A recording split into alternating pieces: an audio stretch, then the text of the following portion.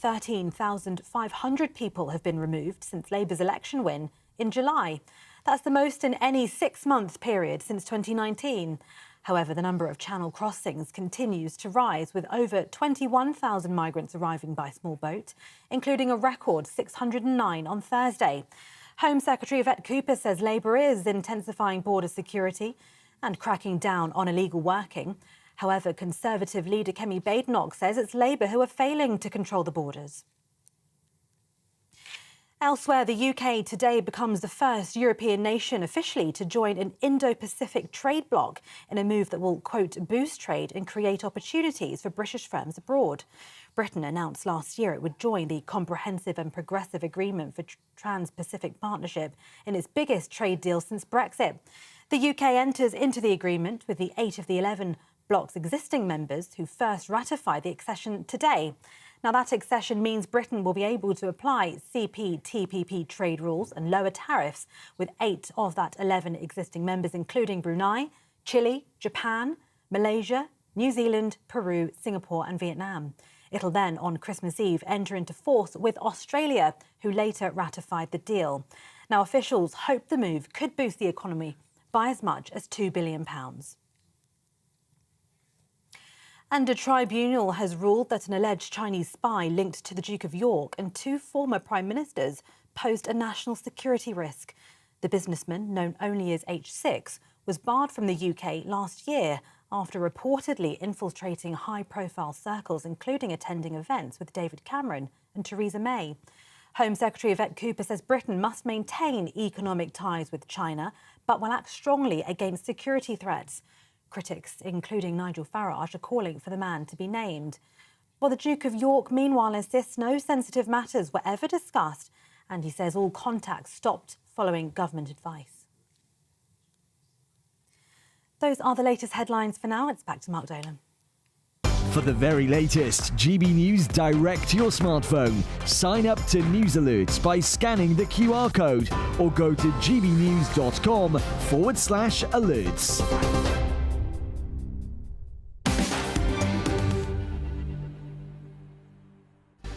Thank you, Tatiana. It's just gone 9 o'clock, and this is the final Mark Dolan Tonight of 2024. In the big opinion, serial runner-up Gareth Southgate is to get a knighthood, whilst the most consequential politician of his generation, Nigel Farage, gets nothing. Our honours system is a reward for failure, mediocrity and wokery. In the big story, has Brexit been a triumph or a disaster? I'll be fighting it out with the man who thinks we should rejoin the EU. Also tonight, should the King strip scandal-hit Prince Andrew of his Duke of York title? I'll be asking one of the country's leading royal journalists. Meanwhile, Kemi Badenoch has ruled out a deal with Reform UK. Is this political suicide? I'll get the views of a well-connected Tory insider. And this is pretty special. In an hour's time, in the last Take at 10 of the year, one of the BBC's biggest stars, Mastermind host and BBC News presenter Clive Myrie, has launched an attack on GB News. I'll be giving my reaction. Have I got news for him?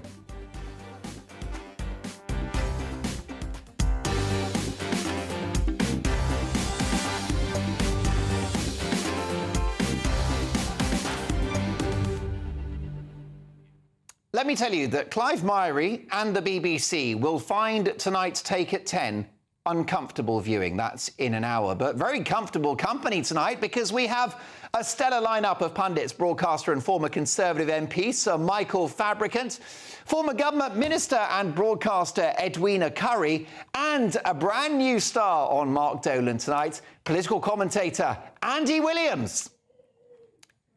So 2 hours of big opinion, big debate and big entertainment. Don't miss that Take at 10 in an hour's time. Be ready, folks. But first, my big opinion.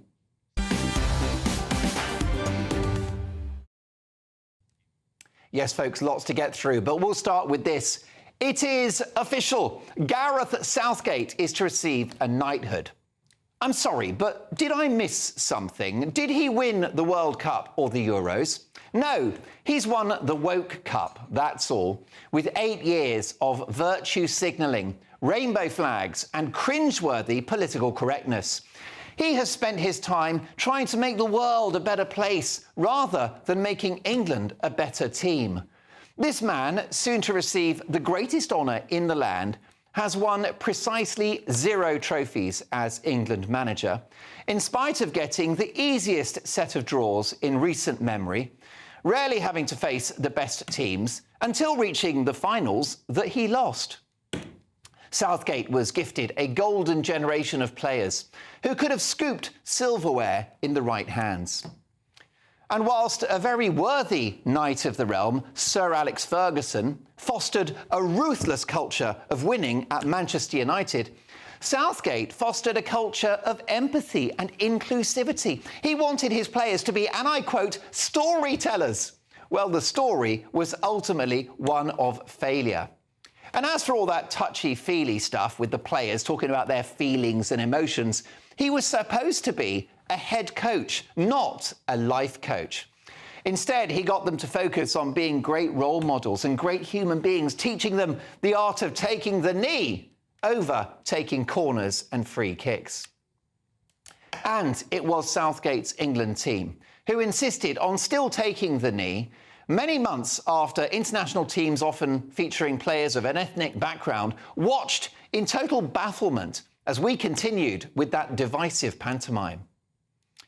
Although they reached the final of the Euros, England played terribly throughout. Even Gary Lineker, with whom I don't often agree, lambasted them in the strongest possible terms. Does Gareth Southgate really deserve the same venerated honour as, for example, Sir Paul McCartney, a man who has sold 1 billion records and changed the world with the Beatles? Is Southgate up there with Sir James Dyson, the billionaire inventor of the Dyson vacuum cleaner? Compared to Dyson, Southgate sucks. Is he up there with Sir Winston Churchill, who defeated fascism and saved the free world? Southgate couldn't save a penalty, and certainly not score one. And what about a few candidates for the top gong who got nothing? David Beckham, who has won every conceivable trophy in club football, and as one of the most famous Englishmen in the world, is a global ambassador for the UK. Plus, he has done a vast amount for charity. Or what about this guy? Do you know him? Nigel Paul Farage, the most consequential politician of his generation, and the man who masterminded our departure from the European Union, who launched a broadcasting revolution here at GB News and exposed the debanking scandal. Footballing also ran. Gareth becomes a Sir. Nigel gets sweet FA. Look, I'm sure that Gareth Southgate is a nice guy, and he spoke up for some of our brilliant players when they suffered horrific racial abuse. And his record in competitions on paper was very good. But to be a Knight of the Realm, you must be a winner. Coming second is not a trophy, it's not a victory. Ask serial trophy collector Jose Mourinho, who literally threw his Europa League runners-up medal into the crowd last year. Such was his fury at losing in the final. Arise, Sir Gareth? Night on my watch.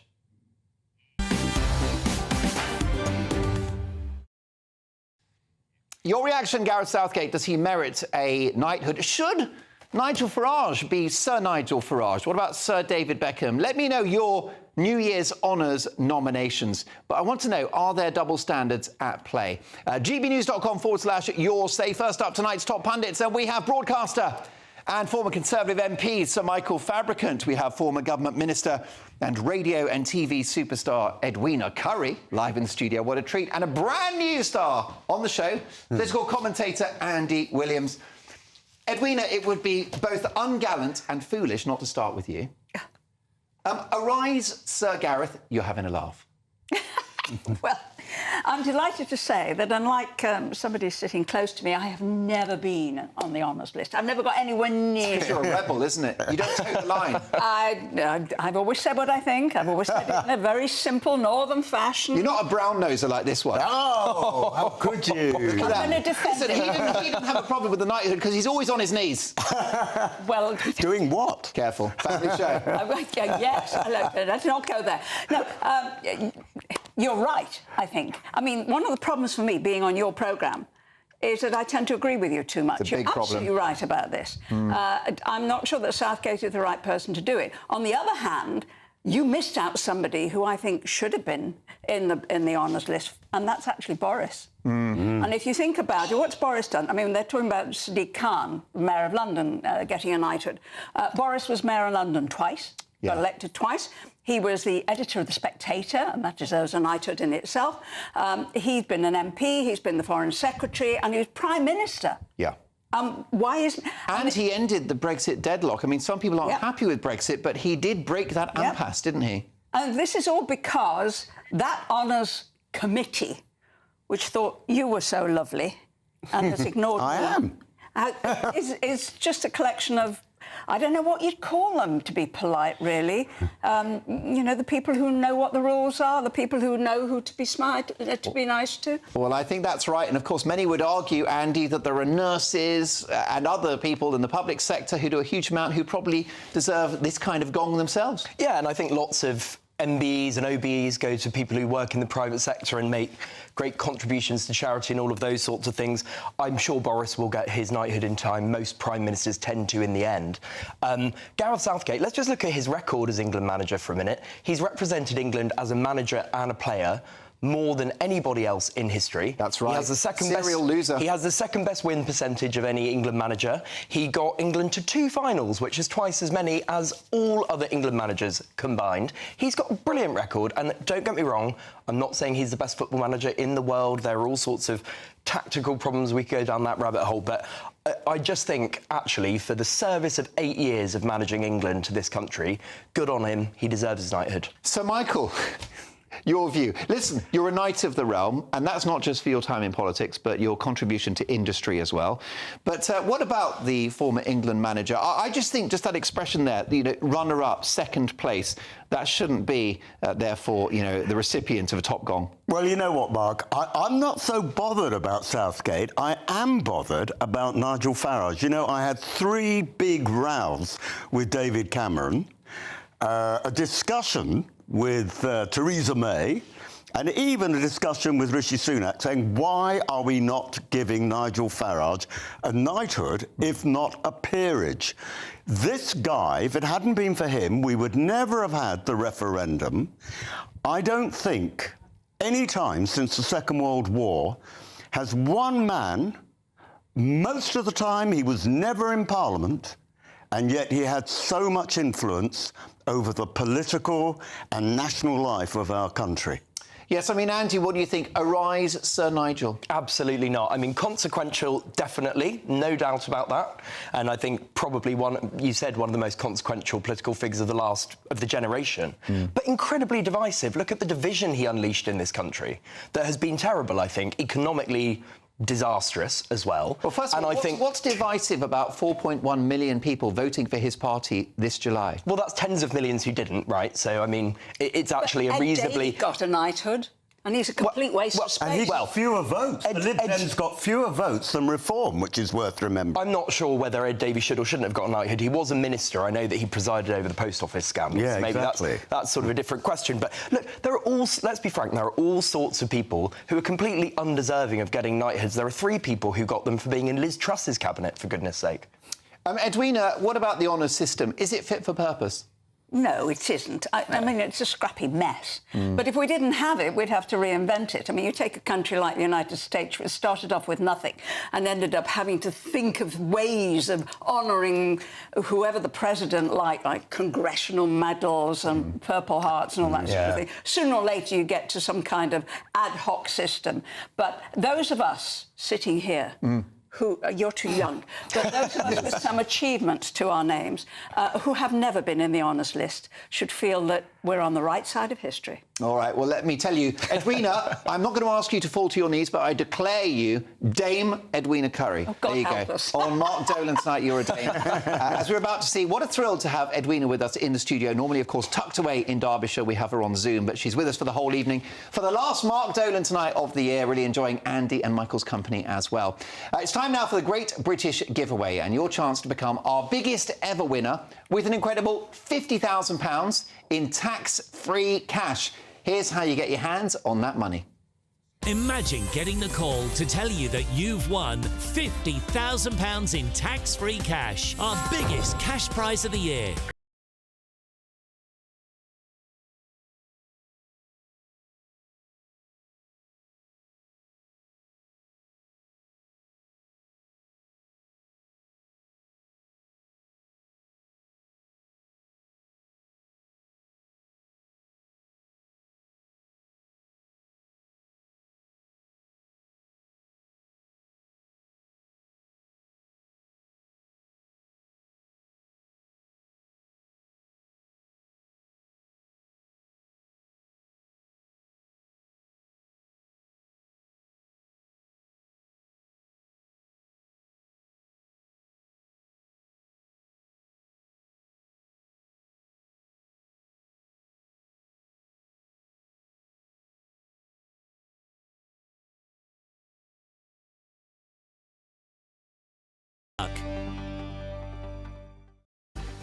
OK, next up in the big story, has Brexit been a triumph or a disaster? I'll be fighting it out with a man who thinks we should rejoin the EU. That's next.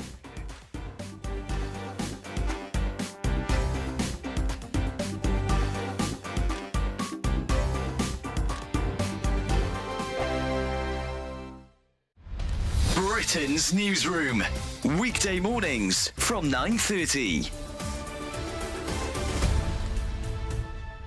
Maria, potholes, the bane of everybody that uses the road, whether you're a car driver or a cyclist. As a cyclist, are even worse. How have we got into this situation where our roads are in such a bad state? Well, part of it is to do with actually our climate. In somewhere like, say, Sweden, like the snow will fall on the ground, it will stay there for months. Whereas here we've got what's called a freeze-thaw climate, where the water comes down, then we might have a cold snap and it freezes, and the water within the pothole will then expand and make the pothole bigger. Then we might have a mild spell, and then that process repeats. So, we do actually need extra funding to acknowledge the fact that, we just live in a climate where we're sort of particularly vulnerable to potholes. Why? I mean, the fact that this happens, these weather conditions happen, is no great surprise to anybody. Why has the problem been ignored for so long? I think what's happened is we've had like short-term funding. So it's like, oh, there's a pothole, let's patch it up. Oh, there's another one, let's patch it up. But the patches aren't actually really that strong. So then they break down again. So, really what we need is to have roads completely resurfaced. And then they'll just be pothole-free for a very long time. And that really is how funding should be. That's the direction funding should go in, as opposed to just sort of like dribs and drabs here and there. Do you think this government are going to be good for the motorist, or is there indeed a war on the motorist still? The different parties come in and they've all got different policies that they wheel out, then they cancel the policies, and then there's so much lack of transparency. Like, for example, with the pothole issue, sometimes the government, whichever government is in office, will do some big showboating about how they're going to give X amount of potholes, and you still think that sounds really good. GB News, the People's Channel. Join me, Nana Akwe, for an informative, interactive news programme with a difference. It's fun. No, he didn't say that, Dave. I'm so surprised. I think there's an element of truth to that. Join me from 3 p.m. every weekend, only on GB News, Britain's news channel. If you want your news to be straight talking... This is a nightmare for the Conservatives again. Down to earth. It's not just Nottingham where this is happening, is it? And most importantly, honest. Hard-working, middle-class taxpayers, they'll get their book thrown at them. Then catch me, Martin Daubney, Monday to Friday, 3 till 6 p.m. on GB News, Britain's news channel. This is Britain's Newsroom, where your voice matters. It's just astonishing. With expert analysis and honest opinion, we don't just keep you informed. We bring you unique perspectives you won't see anywhere else. Can't argue with any of that. When the news happens, it happens here. On Britain's Newsroom, weekdays from 9:30 a.m. Only on GB News.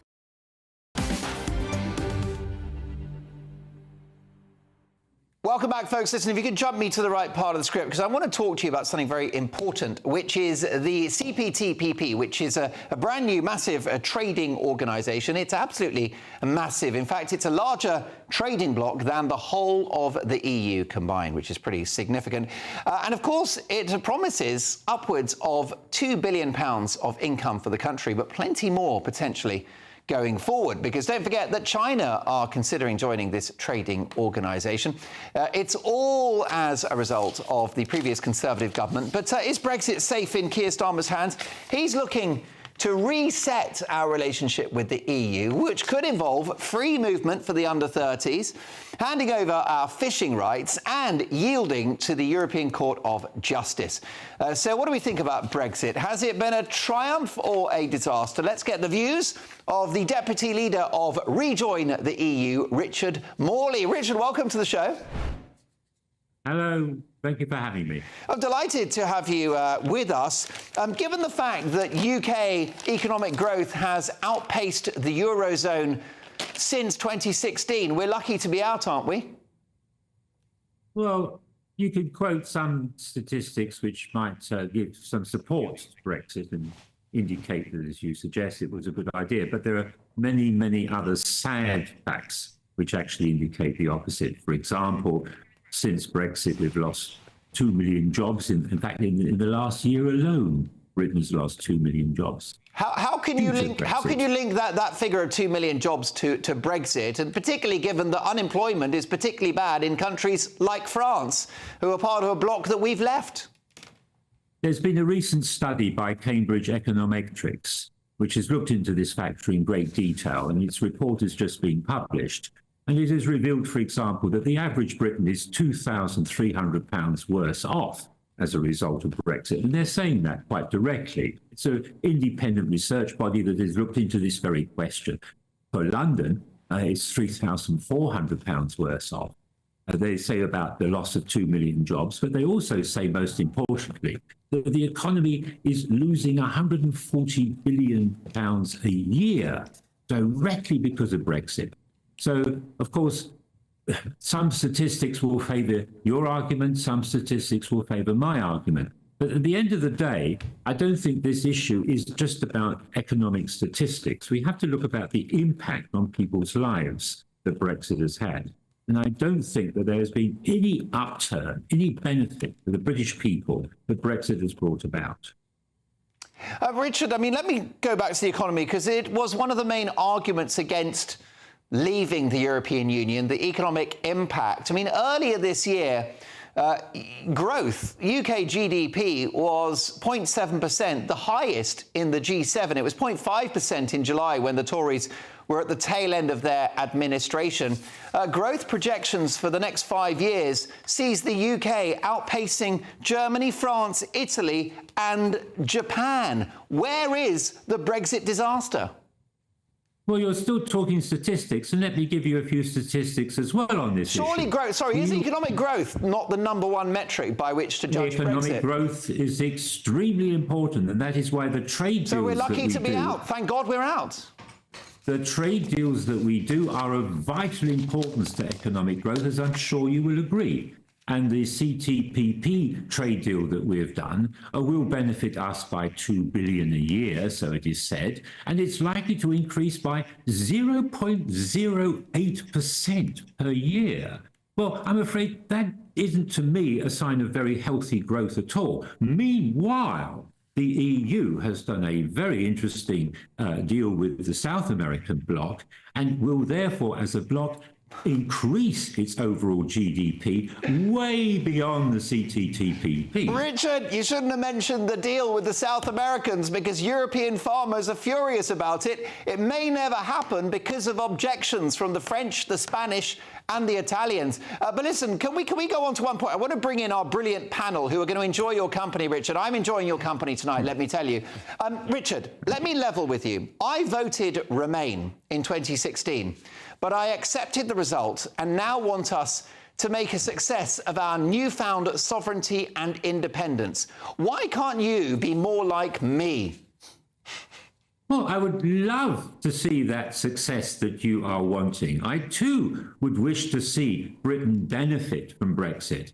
But very, very sadly, the actual results indicate that we haven't benefited from Brexit. And that is a concern because, of course, when the British public are beginning to understand this, as they are now from opinion polls, they are realizing that we were making a mistake when we left Europe and we have not benefited. In fact, we have suffered. Small businesses, for example, have suffered enormously through Brexit because, of course, their trade to Europe has been tremendously impinged. And small businesses make up a very large percentage, not only of our GDP, but also of employment. Very vital that we keep the high street going, that we keep these small businesses going. And that's where Brexit has failed us, not simply Brexit, but of course the Labour Party, the recent government's measures that they've taken in their budget have greatly exacerbated that problem and made it even worse. And you're talking about Britain wanting to rejoin EU. Well, quite frankly, it's not going around and doing it in a very clever way. Richard, I will agree with you that small businesses that export to the EU have suffered. And of course, there's been a price for Brexit, but I don't think a major one, and certainly not enough to justify rejoining. But Richard, stay with us. I want to come back to you. Delighted to have my pundits tonight, Michael Fabricant, Edwina Currie and Andy Williams. Michael, Brexit's been a disaster. We need to go back in to save the British economy. That would be the disaster, really. I mean, we've got the freedom now. We've just today going into the CPTPP, what the Americans call the Trans-Pacific Partnership, which I think makes more sense than those letters. And there are other deals we've done. Before that, we did a deal with Japan. And remarkably, and everyone said it would be impossible, we are the only country outside the EU which has got a free trade agreement with the EU. And people say, you know what? Oh, we aren't now selling as much to the EU. Well, that's because the EU economy has tanked. It actually is one of the slowest trading groups in the world compared to the Pacific Rim, which is what we joined today, compared to the United States, compared to Canada, and indeed compared to some of the BRICS countries, excluding, of course, Russia, and I'm talking about South America. Look, it's not been a triumph. We got distracted with going into the COVID crisis. We got distracted because of the war with the Ukraine and Russia. But the opportunity is still there to do so much more, and we should seize that opportunity. And I'm just hoping, I don't care whether it's a Labour government or a Conservative government, but there are lots of advantages which we haven't yet taken. Let's take them. Edwina Currie, Brexit is not perfect, but it has proved its critics wrong. Well, I was, like you, I was a Remain campaigner before the vote, and I was really surprised at the way it went. But afterwards, I asked lots of friends, what's it about? Why did you vote Leave? And actually, it was nothing to do with economics. It was to do with that deep sense of not wanting anybody else to tell us what to do. Not wanting to be beholden to any separate or outside group, particularly non-elected things like the European Council, who tended to treat Britain for decades with a total disdain and indifference. And it was that really fundamental thing. And that's the real game. That is the real game. Everything else really depends on how active governments are. If we had a Labour government that really did care about growth and was going to do something about it and wasn't going to tax business to the hilt in the way that it's going, then I think we could show the rest of Europe a much cleaner pair of heels. But as it is, Pound is doing very nicely against the euro, thank you very much. And, you know, our country has its independence. You know, what's not to like? Andy, if we were to rejoin the EU, good luck controlling immigration. Well, since we've been out of the EU, we've hardly controlled immigration, have we? I mean, it reached 900,000 net last year. In fact, if you look at the numbers, they went substantially up the moment Boris Johnson's Brexit deal went through. Now, you might say that Boris Johnson's Brexit deal wasn't Brexit, but it's the Brexit we have. So my view is, I was in favour of Remain. I'm not in favour of Rejoin, because I just don't think it's worth reopening that debate, all of the bureaucracy, all of the hassle. I just think we need to make the best of it. I actually am in favour of Keir Starmer's sort of make Brexit work policy, if you like. But I do think that the evidence suggests it's been a bit of a disaster so far. OK, so Andy Williams backs the Prime Minister's Brexit sellout. Richard Morley, you get the last word. Well, thank you. I mean, we have concentrated on economics a great deal in this debate, and it isn't the only factor, of course, which is important. There are many, many other things which are important. But one of the things which has been raised, I think, by everybody in your panel here tonight is this question of freedom and sovereignty.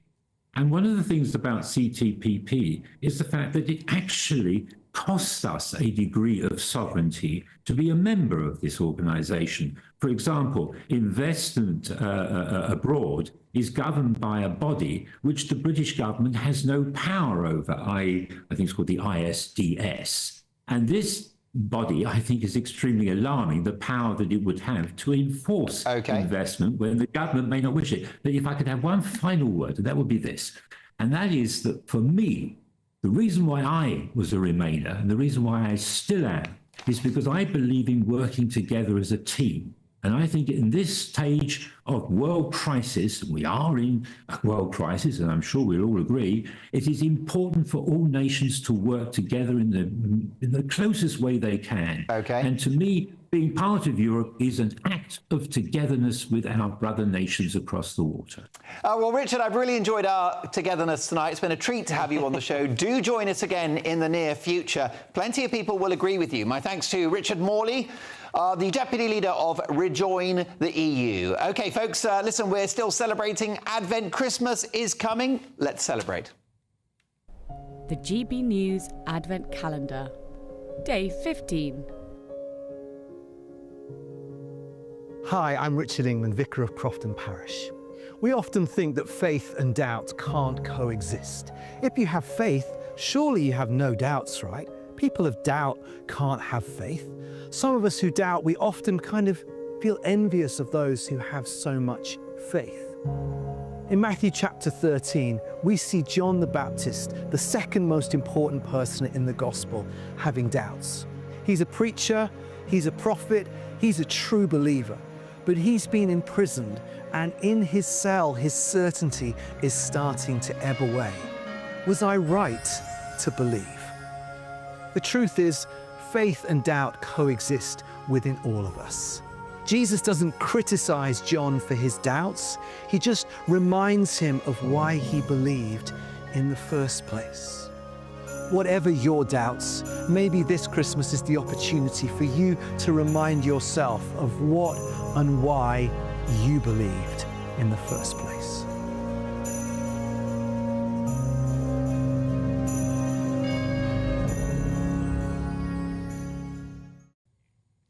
Aren't those Christmas messages wonderful? Well, next up, should the King strip scandal-hit Prince Andrew of his Duke of York title and remove him from the official royal Christmas celebrations?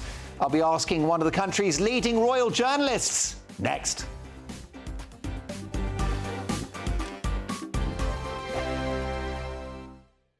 Hello there, very good evening. This is your GB News weather update provided by the Met Office. Hope you have had a good evening, although we have started to see a band of rain push its way into northern and western areas of Scotland. Some quite squally winds around this evening. As this continues to move its way in, it will turn quite persistent for western areas of Scotland, in particular the Highlands, seeing a lot of rainfall during this forthcoming night. Generally drier further towards the south, but quite a lot of cloud around. Blustery still in amongst all of that. Those southwesterly winds filtering in, some quite mild air, so most of us will hold up around 9 or 11 degrees Celsius as you start off Monday morning. This rain band will still be in place throughout much of the day on Monday, and so really we will see those rainfall totals really tossing up, potentially half a month's worth of rain quite widely across areas of western Scotland. Snowmelt as well underneath those mild temperatures will provide further flooding impacts in places as well, so do take care, and a rain warning is in force. Generally though, for Northern Ireland, parts of England and Wales as well, we will hopefully start to see the cloud break up a touch more compared to what we have seen today, and so more of us should see some of those brighter, maybe even sunnier spells developing at times over the course of the day. We do still have that brisk wind around in places though, still coming in from that southwesterly direction, so temperatures around 9 to 12 degrees Celsius once again even by day, but that blustery wind will just take the edge off the feel of things a touch when you are stepping outside at times. Into Tuesday, we've got another area of low pressure that is going to be moving its way in, steadily pushing its way in from parts of the southwest. Again, this will be bringing some further strong winds, particularly gales around coastal areas in the west, but also further bands of rain, potentially heavy at times, perhaps mostly affecting Northern Ireland and then steadily pushing its way into Scotland. England and Wales, still the risk of some showers around, but you've got the greater chance of seeing a few sunnier or brighter spells in there at times. Still though, those strong winds coming in from the south going to field in those milder conditions, but a change in wind direction later in the week means that we will start to see those temperatures dropping down a touch, much cooler for all of us. Enjoy your evening. Bye-bye. It's Patrick Christie's Tonight, and here we do things differently. It's explaining the absolute madness of this, doesn't it? It's explosive. I mean, this is very good. It's lively. 850. Your government sat there, Sean, and it did nothing. It's controversial. And the Middle East has been in turmoil since before I was born. It's everything you need to kickstart your evening. Everyone's had their Weetabix tonight. I love to see it. That's Patrick Christie's Tonight, weeknights from 9 p.m. Only on GB News, the People's Channel, Britain's news channel. We're proud to be GB News, the People's Channel, and as you know, we always love to hear your views. Now, there's a new way of getting in touch with us at gbnews.com/yoursay. By commenting, you can be part of a live conversation and join our GB News community. You can even talk to me, Bev Turner, or any of the members of the GB News family. I'm Nana Akweer. This is GB News, Britain's news channel.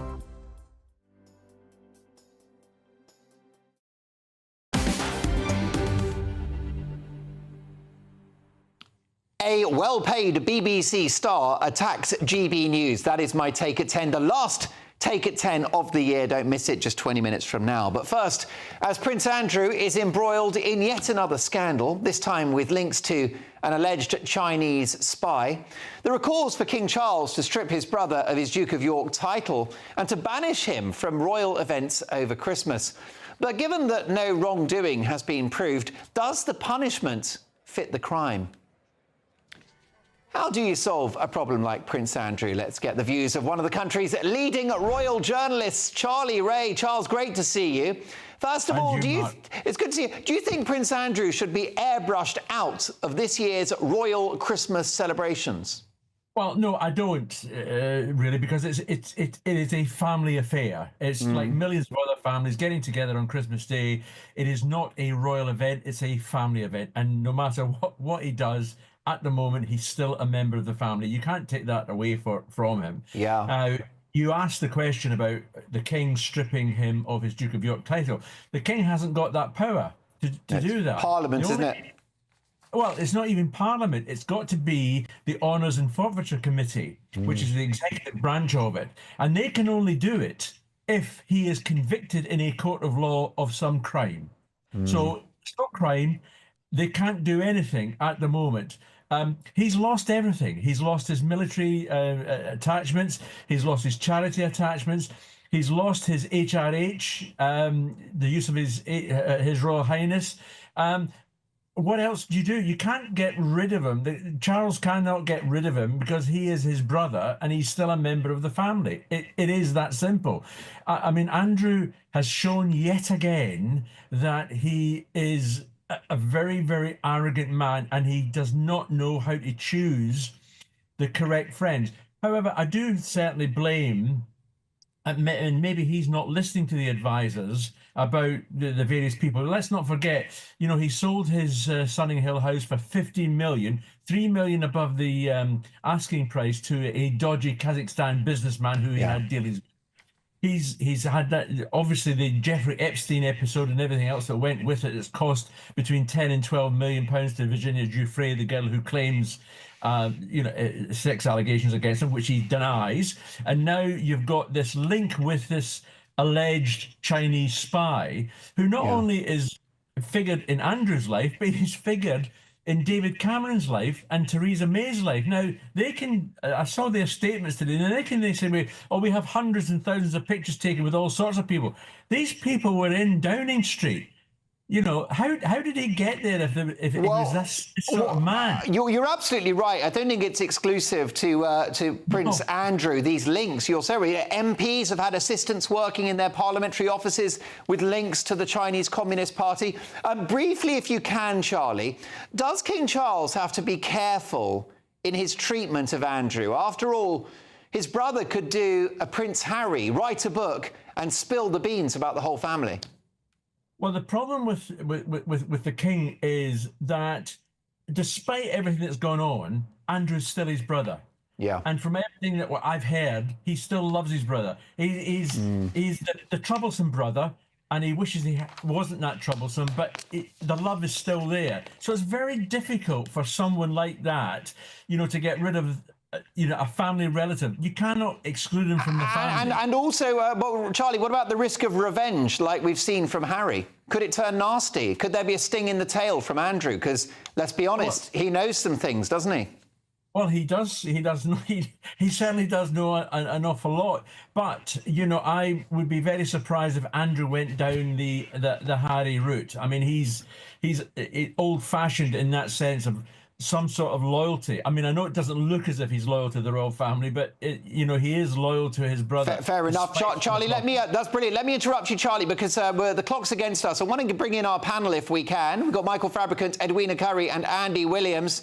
Michael, what do you think about this? How do you solve a problem like Prince Andrew? I feel very sorry, actually, for Prince Andrew. I've met him a couple of times. He's a nice enough guy. I mean, you're right. I mean, his judgment is poor, and at times he's arrogant. I mean, look at the way he won't move out of Frogmore House. And this is almost part of the problem, because he had to raise the money for the rent. Yeah. And so he's sort of cutting any deal that he can to make some money. But, he's not a bad person. He's not an evil person. And I think it's all a bit sad, really. Edwina, what would you do with Andrew? It's a headache for the king. It's a political as well as emotional problem, isn't it? It's certainly a headache for King Charles. You're absolutely right with that. Andrew always strikes me, if you look at the pictures of him wearing his nice suit and tie, like a senior steward in British Airways cabin crew. The kind of gentleman who knows the difference between one kind of champagne and another, that kind of thing. Perhaps if he'd done that all his life, it would have been more use.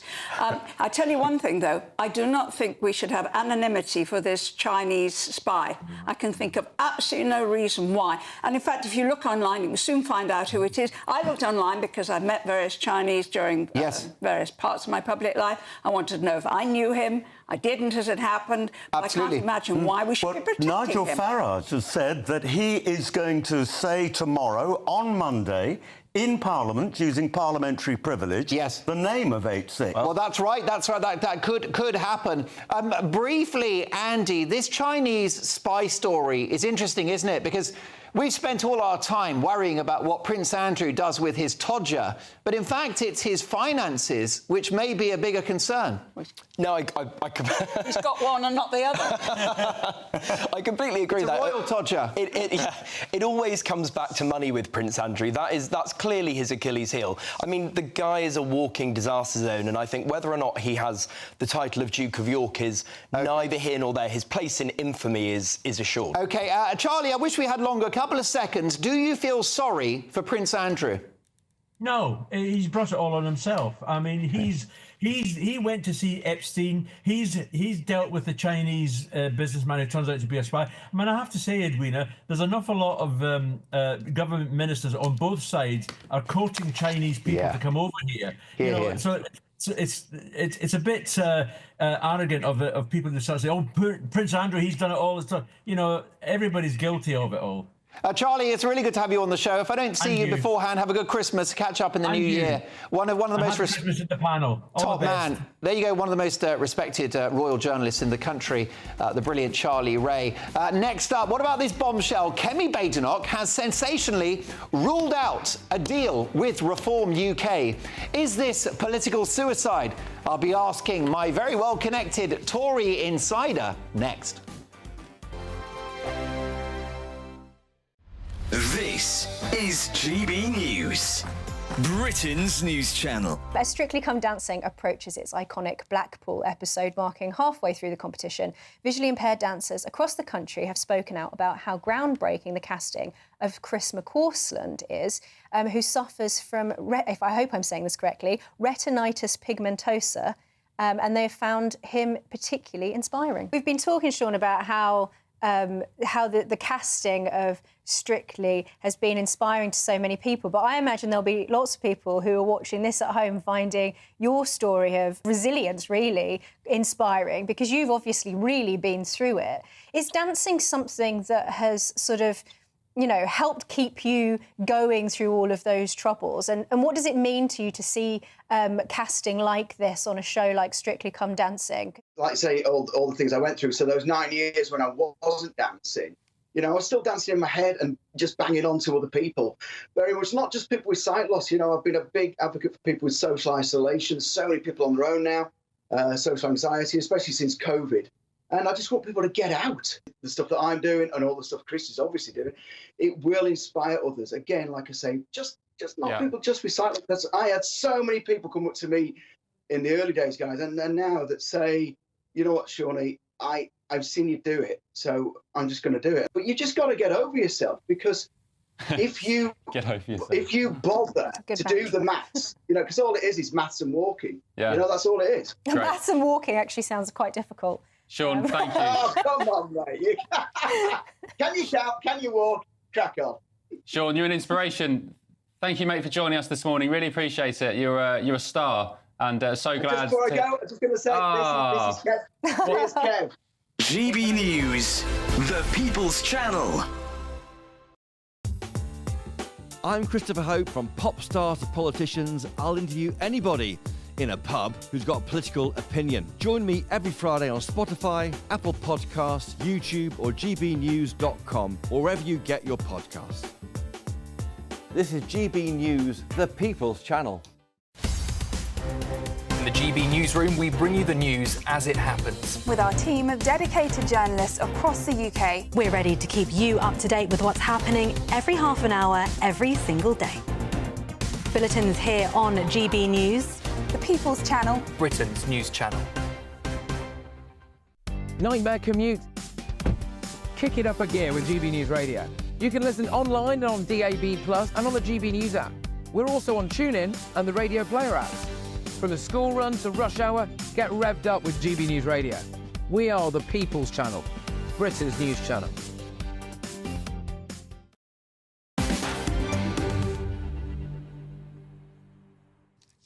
Do not miss the last Take at 10 of the year in just 10 minutes' time. A BBC star attacks GB News. My response. But first, Mark Meets. And speaking to my brilliant colleague Camilla Tominey this morning on GB News, the new leader of the opposition, Kemi Badenoch, ruled out a deal with Nigel Farage and Reform. Take a listen. I hadn't been elected as leader of the Conservative Party to do a deal with Nigel Farage. I had been elected as the leader to fix this Conservative Party and get us back to where we were as the champion of Conservative values, and that's what I'm going to do. Well, is refusing a deal with Mr Farage political suicide? Let's get the views of tonight's Mark Meets guest, the former Conservative Member of Parliament, Daniel Korczynski. Daniel, great to see you in the studio. I want to get to your career in just a moment. But first, do you think that's a mistake by Kemi Badenoch to rule out some kind of deal? No, I don't. I think we have to respect the Reform Party. The worst thing that I heard was Cameron, Lord Cameron, the former leader of the Conservative Party, calling UKIP fruitcakes. Yeah.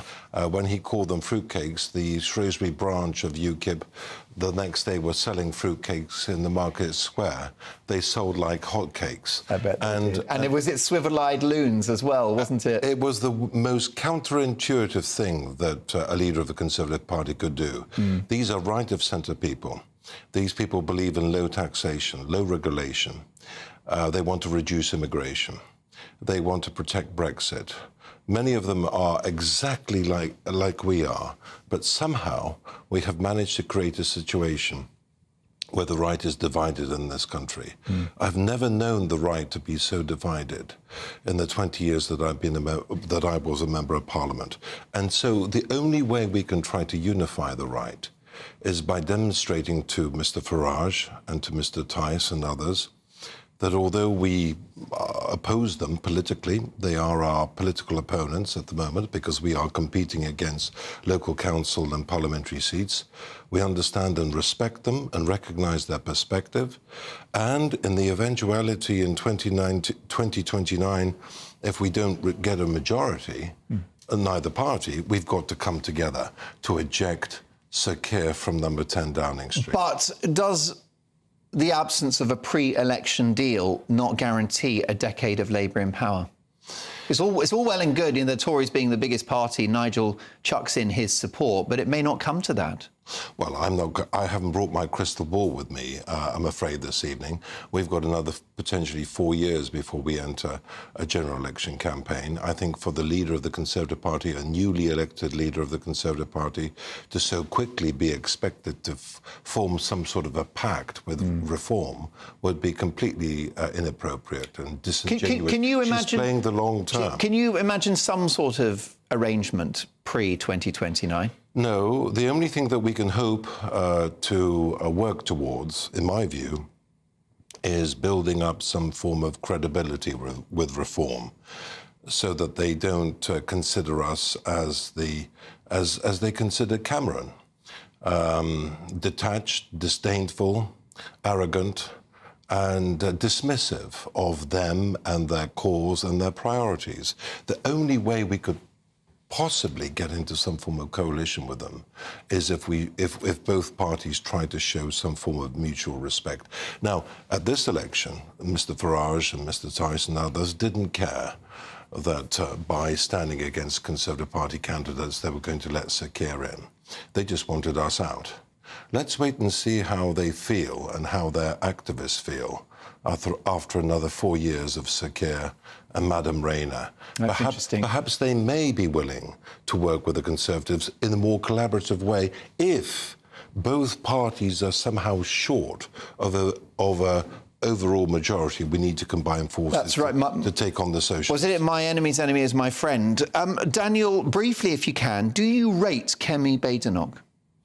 Oh, very much so. I voted for her. I urge... A bit disappointed by the start she's made? Not too many headlines apart from sandwiches? No, not at all. And in fact, I'm old enough to remember and watching for many years and learning about 1975 when Thatcher came in. When Thatcher came in 75, everybody attacked her. The media were critical of her, her style, her content, her strategy. Everything was wrong.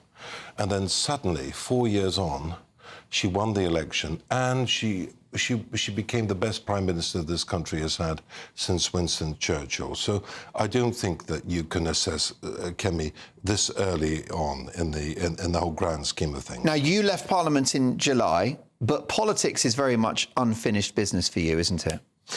Well, as the only British Member of Parliament born in the communist country, Poland, I see everything through a political lens. And just 6 months on, after the drubbing that we got, the political bloodstream is starting to resurrect itself. Well, that's it. I mean, would you like a crack at a seat at the next election, or even a by-election? Well, perhaps not a by-election, but certainly I'm up for fighting again at the next election. Daniel Korczynski, what a delight to see you. Will you come back and see us again soon? I'd love to. There you go, because whilst you're out of the house, you can be honest, and therefore that makes you a very compelling guest. Fascinating stuff. Well, in the last Take at 10 of the year, one of the BBC's biggest stars, Mastermind host and BBC News presenter Clive Myrie has criticised GB News. I'll be giving my reaction. Have I got news for him? That's next.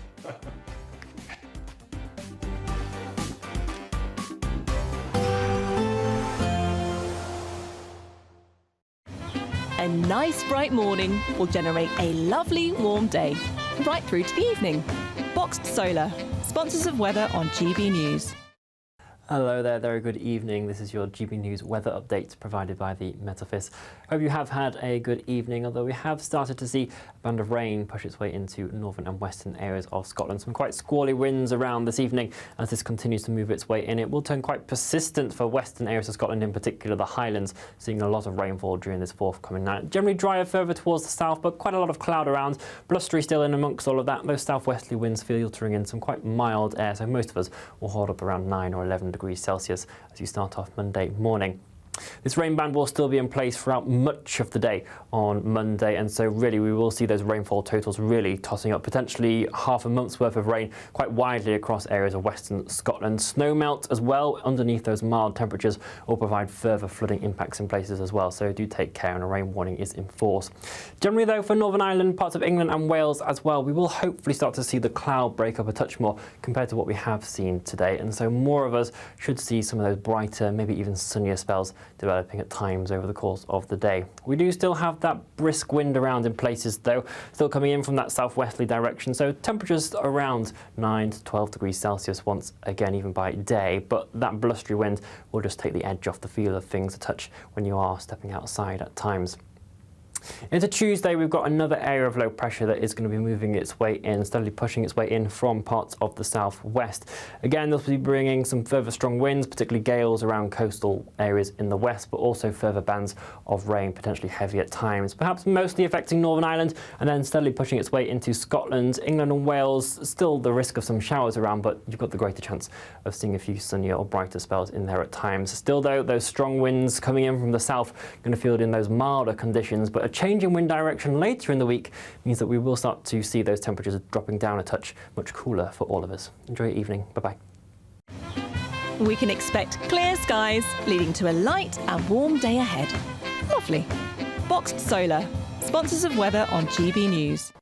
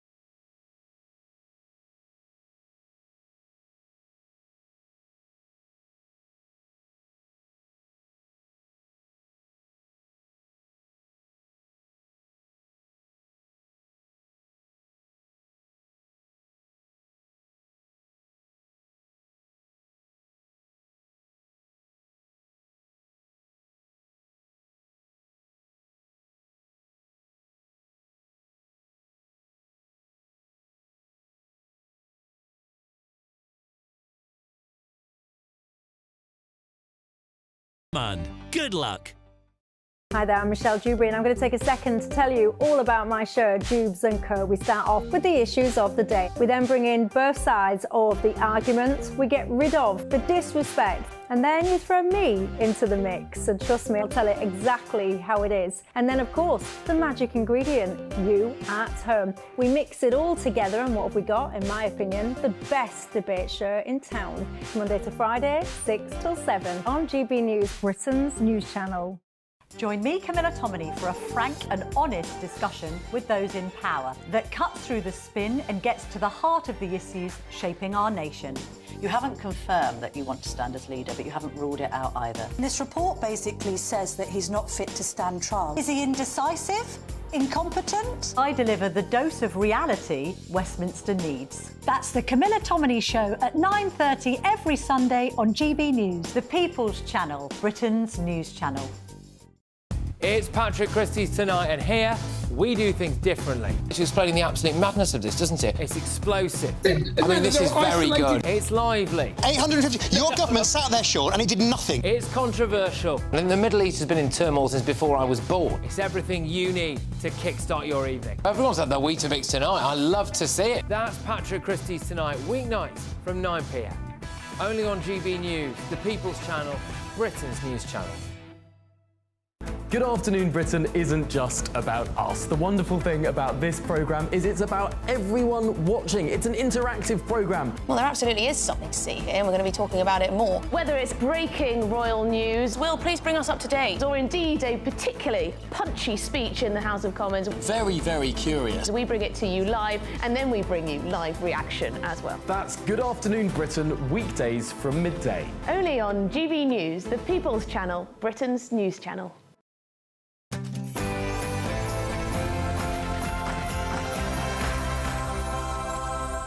Good evening. It is 10 o'clock on television, on radio and online in the United Kingdom and across the world. This is the last Mark Dolan Tonight of the year.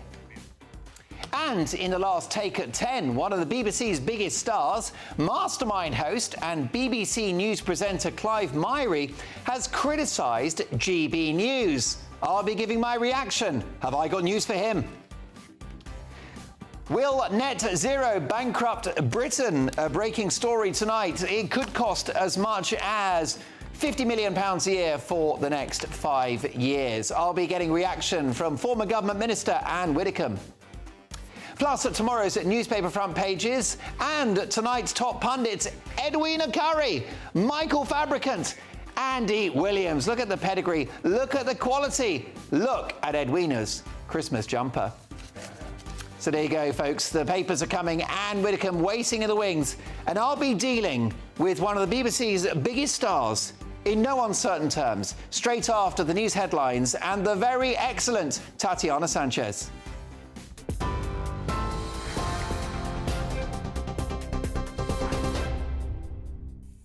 Mark, thank you very much. The top stories. The UK has had diplomatic contact with the rebel group that toppled Bashar al-Assad's regime, says David Lammy, as he announced £50 million of humanitarian aid for vulnerable Syrians across the Middle East. It comes as the Foreign Office says the emergency support will be delivered through the UN and NGO agencies to people in the country, as well as to refugees in Lebanon and Jordan. Britain yesterday joined talks in Aqaba, hosted by Jordan and attended by ministers and delegates.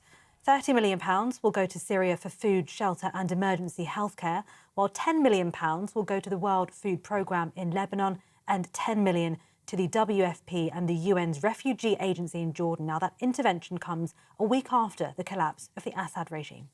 We want to see a Syrian-led and a Syrian-owned future, and we want one that is representative and inclusive. That is what partners in the region and allies, close allies, signed up to yesterday, and that's what we'll be encouraging.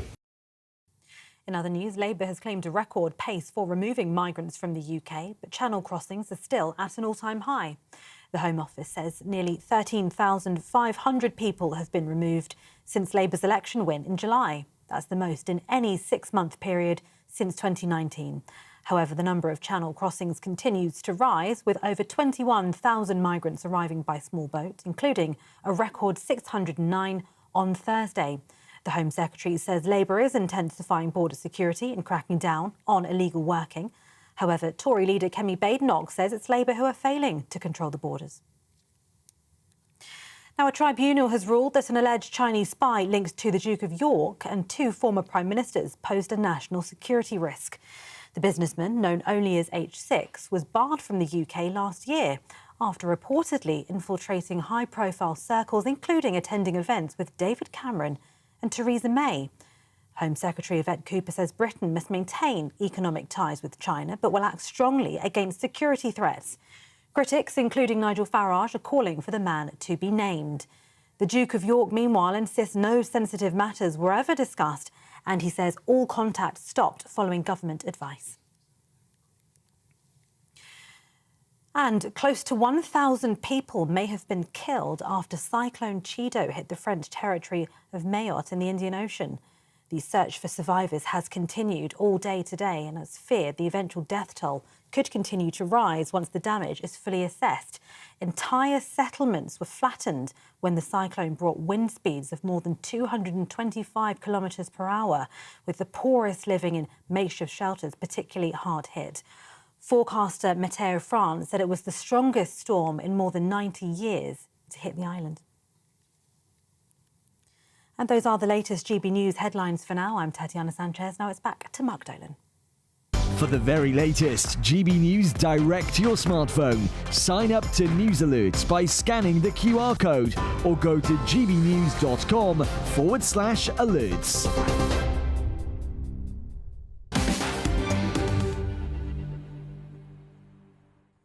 Thank you, Tatiana. Now, a developing story. It turns out that net zero could cost the UK up to £40 billion a year until 2030. So will net zero bankrupt Britain? I'll be asking former Government Minister Anne Widdecombe. But first, the final Take It 10 of the year.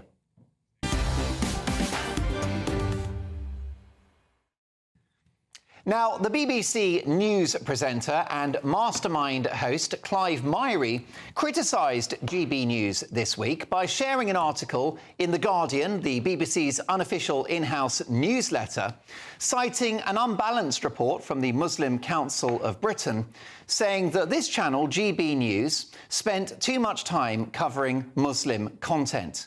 Now, Clive Myrie is an outstanding journalist and broadcaster, and I've got no doubt a very nice man.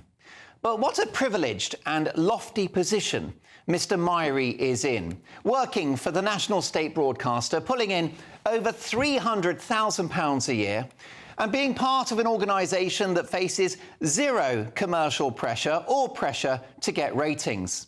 So Clive Myrie can sit there in his ivory tower, lambasting a small media startup like this one, whilst his monthly salary and gold-plated pension remain assured, courtesy of grannies who face jail if they don't cough up the £169.50 for the BBC licence fee as they shiver in their living rooms. But I'll be fair about this. On any issue, I always try to look at both sides, and perhaps Clive Myrie has a point about the stories that we cover on this channel. Maybe we should focus more on stories like this. Clive Myrie apologises for failing to declare at least £145,000 in outside earnings. Amazing, isn't it? Pulling in 300 grand from the state, plus an extra unstated sum to present Mastermind. None of that is enough. Yes, let's use the taxpayer-funded platform of the BBC to promote ourselves in the private sector and pull in a few more shillings. How the other half live, eh? Now, I do a few corporates myself, and they are always a blast. Let me tell you, I am the host with the most. But should one of the faces of the BBC News operation be doing the same? A public sector journalist representing multi-million-pound enterprises. For example, how can Mr. Myrie be impartial about the financial services industry whilst hosting an event for Dutch megabank ING? How can he be impartial about interest rates or economic policy as host of the Intermediary Mortgage Lenders Association lunch? How can he be impartial about housing reform whilst taking a handsome fee from the National Residential Landlords Association? How, I pray, can he be impartial about climate change policies as chair of a debate at Green Talks Live, which champions net zero?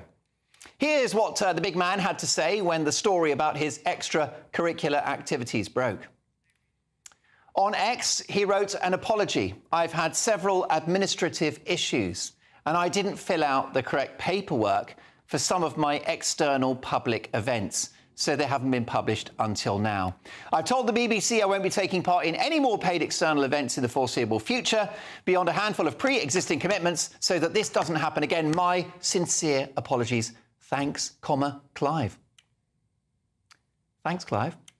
Now, with regard to the Guardian article that Mr. Myrie shared about this place's coverage around Muslim issues, let me tell you what I think. There are millions of British Muslims, the vast majority of whom are our treasured neighbours, our friends, our brothers and sisters, our colleagues, our lovers, and they are British, and they are as British as anyone else, and they are viewers and listeners to this show. But are we not allowed to talk about Pakistani Muslim rape gangs who exploited a generation of vulnerable young girls? Or Islamic extremists who make up the vast majority of terror suspects on the security services watch list? Can we not talk about 7/7, Manchester Arena or London Bridge? All examples of Muslim extremists killing innocent British citizens with endless similar plots thwarted on a daily basis. Are we not allowed to talk about armed cops at Christmas markets? After all, it's not the Quakers, is it? Or the first-day Adventists threatening to drive a 4x4 into the assembled crowd?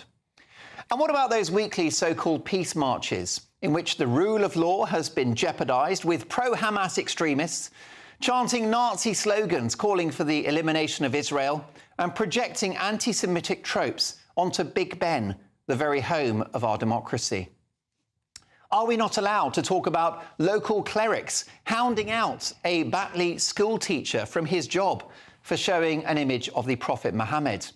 That man is still on the run and still in fear for his life with his family. Well, the Beeb won't talk about it, but I will. So you do your job, Clive, and I'll do mine. I'm not surprised that Mr. Myrie sent this post about GB News, because it seems to me that these establishment figures are absolutely obsessed with us.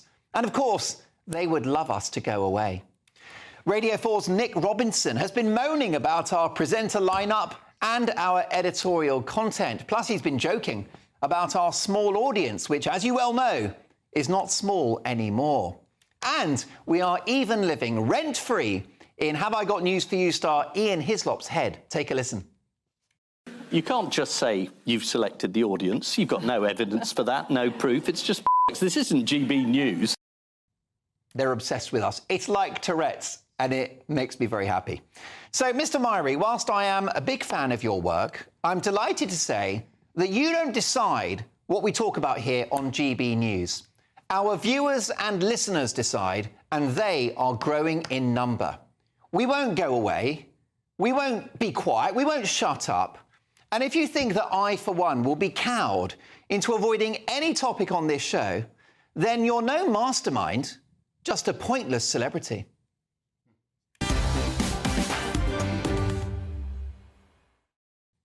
Look, I'm a huge fan of Clive Myrie. Lovely guy, great broadcaster. I watch him all the time. Whisper it.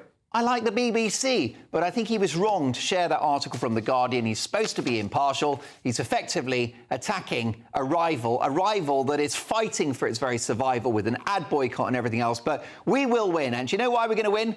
Because we got you, babe. That's right, our viewers and listeners. You are the ones keeping the space going and helping us go from strength to strength. Speaking of strength, let's get tonight's top pundits. I'm delighted to welcome Sir Michael Fabricant, Edwina Curry and Andy Williams. Great to see all three of you. Look, I better bomb across the studio there. I'm not getting any fitter or any younger.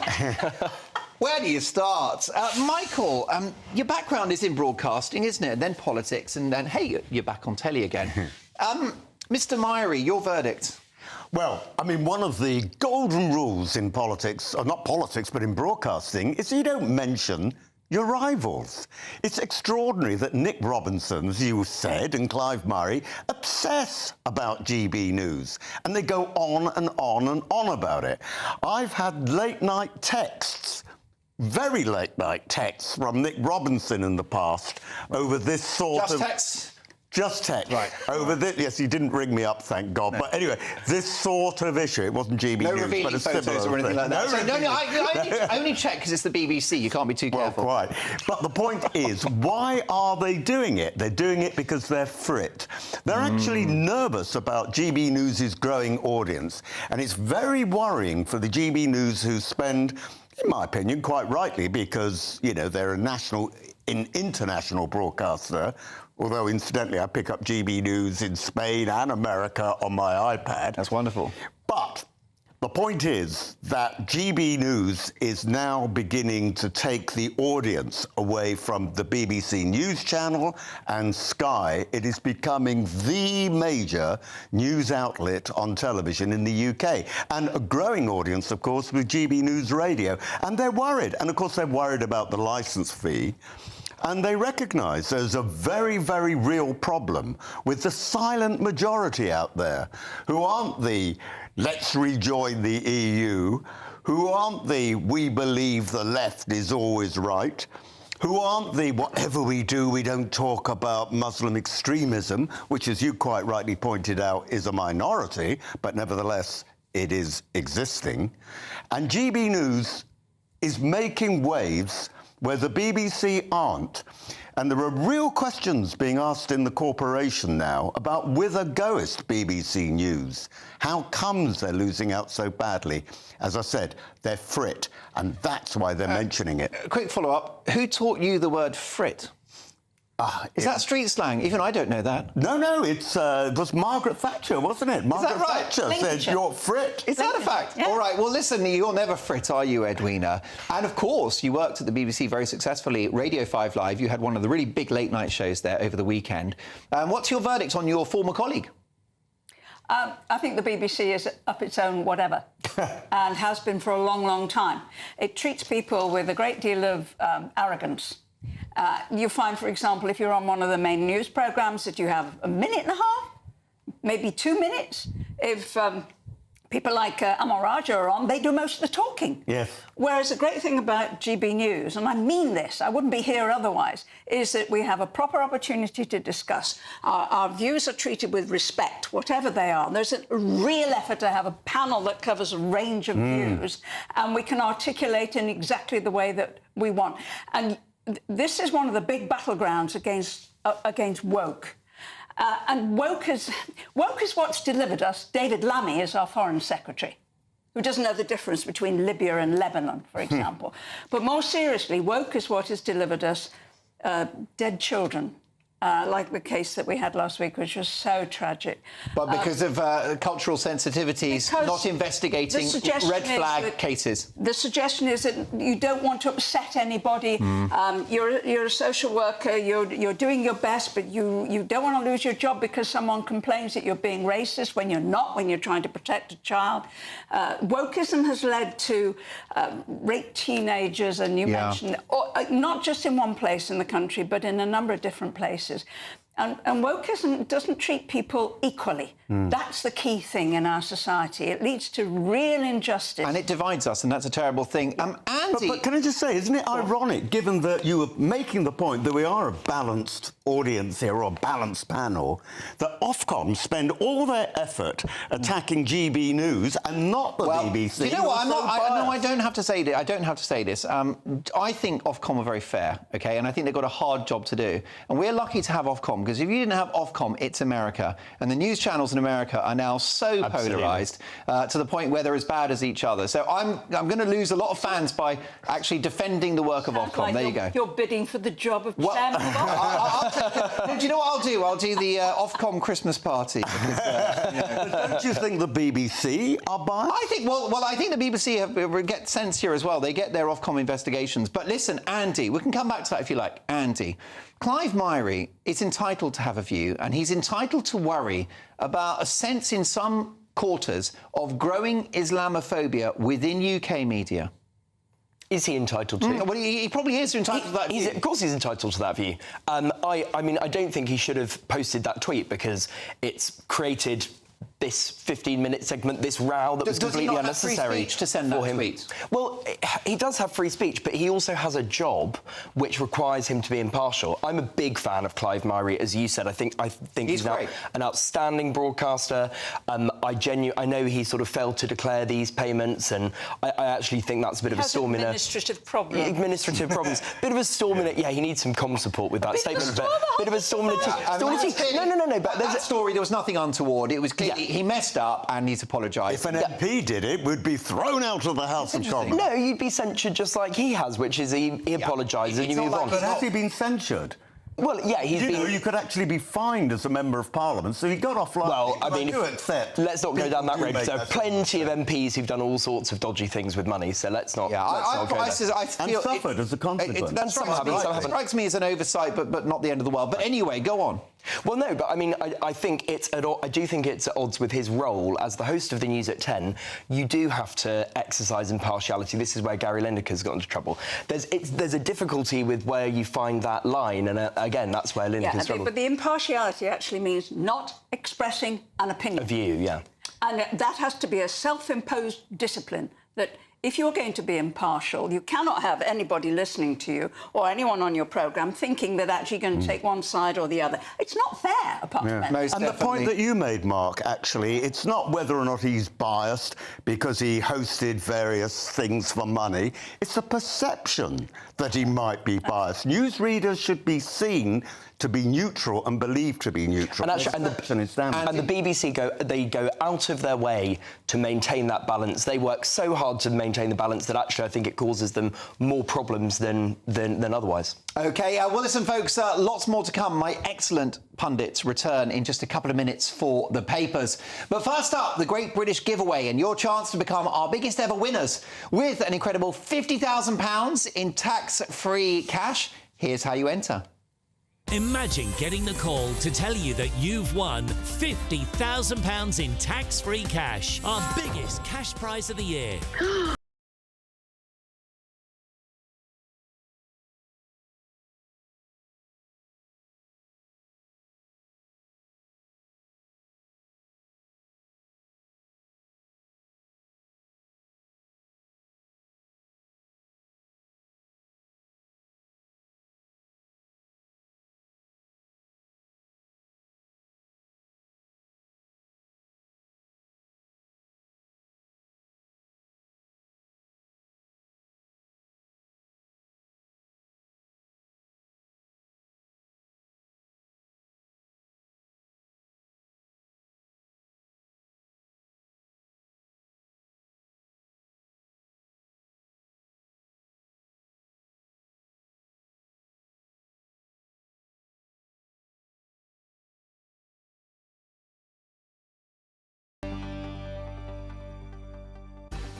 OK, folks, next up, will net zero bankrupt Britain? You won't believe these figures. This is developing tonight.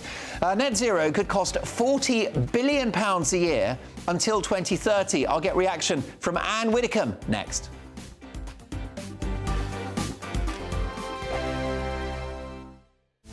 This is Britain's Newsroom, where your voice matters. It's just astonishing. With expert analysis and honest opinion, we don't just keep you informed. We bring you unique perspectives you won't see anywhere else. Can't argue with any of that. When the news happens, it happens here. On Britain's Newsroom, weekdays from 9:30 a.m. Only on GB News. This is GB News, Britain's news channel. Well, let's speak now to Sales Director at Savills for Quinta Properties, Raquel Santos, who is live for us in Portugal. Raquel, good to see you this morning. Why are all these celebrities flocking to Portugal all of a sudden? Yeah, I guess it's just because of basically the great lifestyle that we have, security, you know, Portugal has kind of been a hidden, tucked away gem for quite a while that people didn't realize existed. And with the international flights that, you know, with the American flights coming in, it's kind of been put back on the map as a country that's worth visiting and worth investing in due to the secure investments that we offer in real estate. Raquel, is it anything to do with tax rates? Because I think capital gains tax is, I think if it's over a certain amount, you pay half of your rate, which is 28%. Capital gains on shares and cryptocurrencies is 0. Is it anything to do with that? Because over here in the UK, big storm at the moment about millionaires apparently leaving in exodus because of the mooted increases in taxes in just a few weeks. Yes, so obviously the alterations that are happening with the UK in terms of the tax that's being implemented on the capital gains, as you mentioned, we've definitely noticed has become a big drive, mostly on the vendor side as well, who are looking to sell because they don't want to be hit, you know, with these higher capital gains, which is close to coming into effect. Raquel, have you noticed then millionaires, high net worth people from the UK getting in touch with you looking to relocate? Definitely. It's for multiple reasons, obviously, the changes that are due to come into place, obviously, and Portugal just seems to be a safe option always when things do kind of change. People opt to come into Portugal because we're quite steady, we're quite stable. GB News, the People's Channel. Join me, Nana Akwe, for an informative, interactive news programme with a difference. It's fun. No, he didn't say that, Dave. I'm so surprised. I think there's an element of truth to that. Join me from 3 p.m. every weekend, only on GB News, Britain's news channel. If you want your news to be straight talking... This is the nightmare for the Conservatives again. Down to earth. It's not just Nottingham where this is happening, is it? And most importantly, honest. Hard-working, middle-class taxpayers, they'll get their book thrown at them. Then catch me, Martin Daubney, Monday to Friday, 3 till 6 p.m. on GB News, Britain's news channel.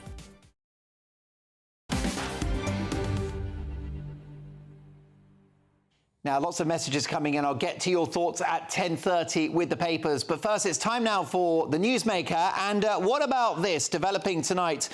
The government's net zero policies could wind up costing the country £40 billion a year. That's right, £40 billion a year. Every year until 2030. So could net zero bankrupt Britain? Let's get the views of former government minister and Reform UK spokesperson Anne Widdecombe. Anne, lovely to see you on the final Mark Dolan tonight of the year. Your reaction to those figures, £40 billion a year until 2030. Can we afford it? No. And one does really query the common sense of this. This is a government that says it can't afford the old folks' fuel allowance anymore, and that's been taken away. It can't maintain an adequate defence, and the country isn't able to be on a war footing if it had to be. The NHS is in chaos, and yet the government is going to spend £40 billion, not altogether, but every single year between now and 2030. And to do what? This is a country that contributes less than 1% to all the world's carbon emissions.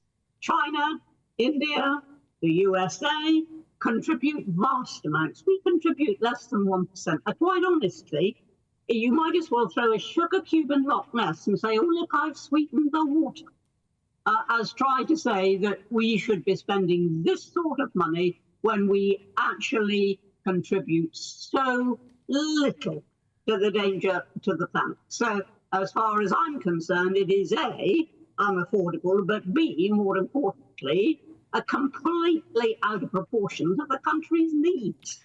Well, if a sugar cube from Anne Widdecombe doesn't awaken the Loch Ness Monster, nothing will. But Anne, you are no longer a Conservative, but you're still a small c Conservative. And is it not a Conservative thing to do to protect the environment?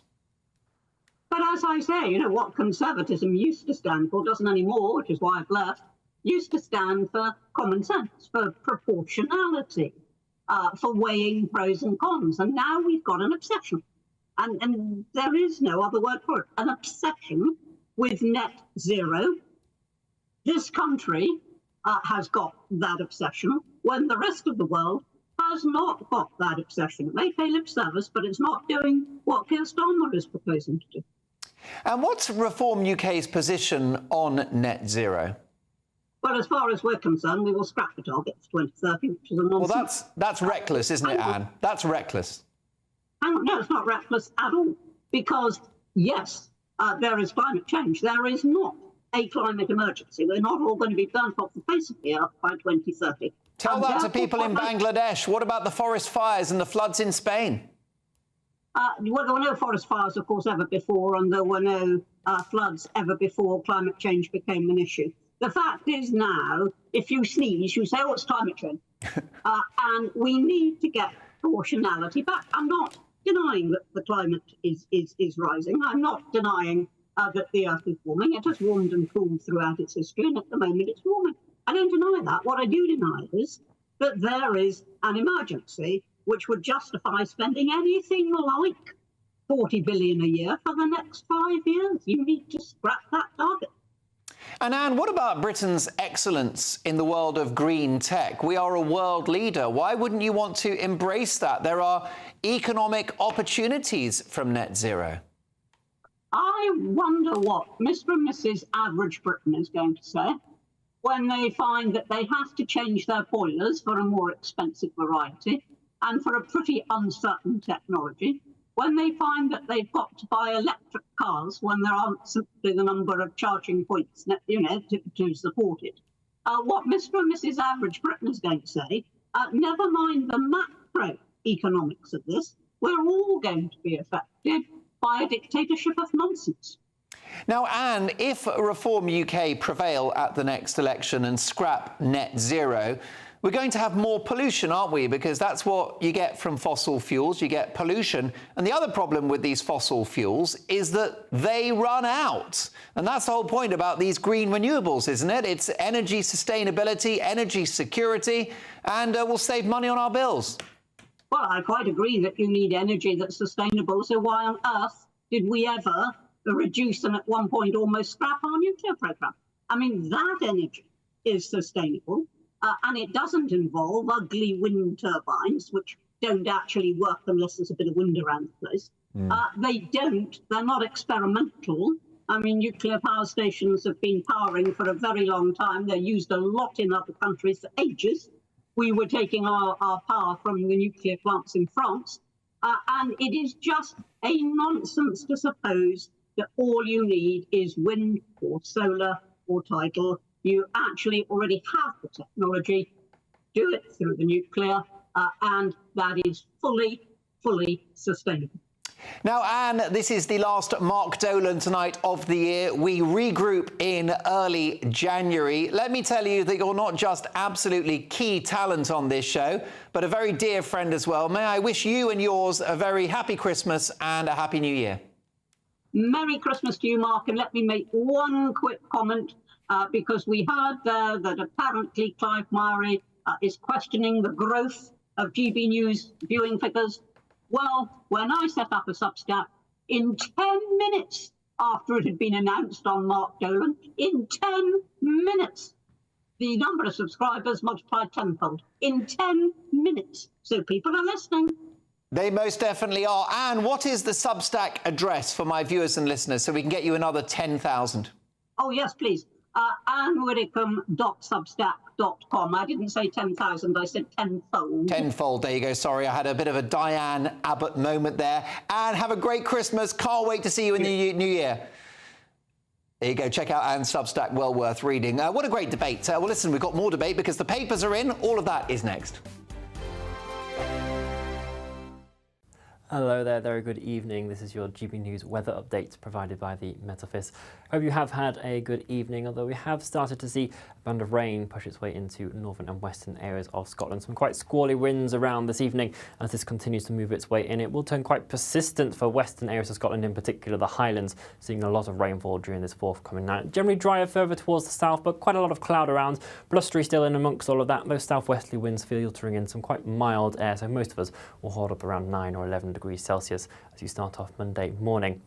This rain band will still be in place throughout much of the day on Monday, and so really we will see those rainfall totals really tossing up, potentially half a month's worth of rain quite widely across areas of western Scotland. Snowmelt as well underneath those mild temperatures will provide further flooding impacts in places as well, so do take care, and a rain warning is in force. Generally though, for Northern Ireland, parts of England and Wales as well, we will hopefully start to see the cloud break up a touch more compared to what we have seen today, and so more of us should see some of those brighter, maybe even sunnier spells developing at times over the course of the day. We do still have that brisk wind around in places though, still coming in from that southwesterly direction, so temperatures around 9 to 12 degrees Celsius once again, even by day, but that blustery wind will just take the edge off the feel of things a touch when you are stepping outside at times. Into Tuesday, we've got another area of low pressure that is going to be moving its way in, steadily pushing its way in from parts of the southwest. Again, this will be bringing some further strong winds, particularly gales around coastal areas in the west, but also further bands of rain, potentially heavy at times, perhaps mostly affecting Northern Ireland, and then steadily pushing its way into Scotland. England and Wales, still the risk of some showers around, but you've got the greater chance of seeing a few sunnier or brighter spells in there at times. Still though, those strong winds coming in from the south going to field in those milder conditions, but a change in wind direction later in the week means that we will start to see those temperatures dropping down a touch, much cooler for all of us. Enjoy your evening. Bye-bye. It's Patrick Christie's Tonight, and here we do things differently. It's explaining the absolute madness of this, doesn't it? It's explosive. I mean, this is very good. It's lively. 850. Your government sat there, Sean, and it did nothing. It's controversial. And the Middle East has been in turmoil since before I was born. It's everything you need to kickstart your evening. Everyone's had their Weetabix tonight. I love to see it. That's Patrick Christie's Tonight, weeknights from 9 p.m. Only on GB News, the People's Channel, Britain's news channel. Join me, Nana Akweer, for an informative, interactive news programme with a difference. It's fun. No, he didn't say that, Dave. I'm so surprised. I think there's an element of truth to that. Join me from 3 p.m. every weekend, only on GB News, Britain's news channel. I'm Emily Carver. This is GB News, Britain's news channel.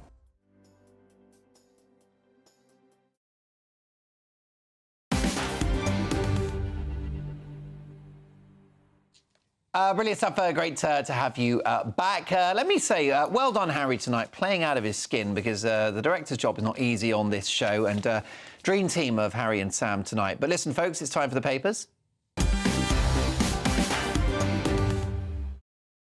Guide to A&E chaos. NHS advice on how to treat patients in corridors makes danger the norm. The EU tells Starmer your Brexit reset is doomed without a better offer on fish and under 30s.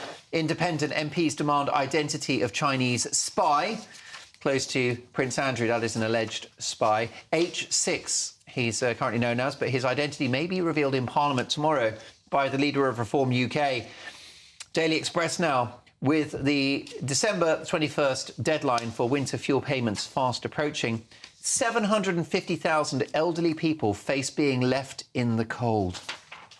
The Sun, banned old Duke of York. Prince Andrew told to avoid family Christmas party. Guardian, MPs threaten to name Chinese spy linked to Prince Andrew.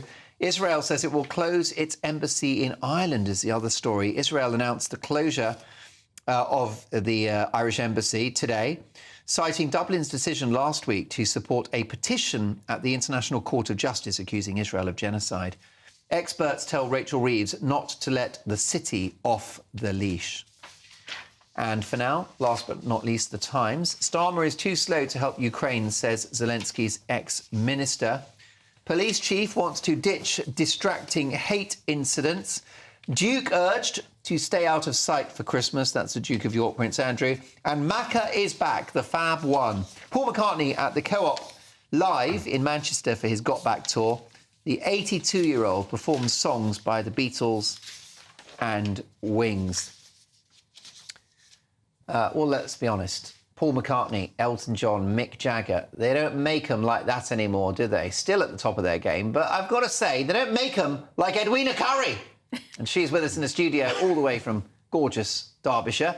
Alongside her, the very excellent and highly talented Andy Williams and the silver-tongued Lothario. Legendary former Member of Parliament, entrepreneur, man about town, Michael Fabricant. Sir, by the way, Sir Michael Fabricant, my goodness gracious, let's not forget that. OK, listen, lots of stories to sink our teeth into.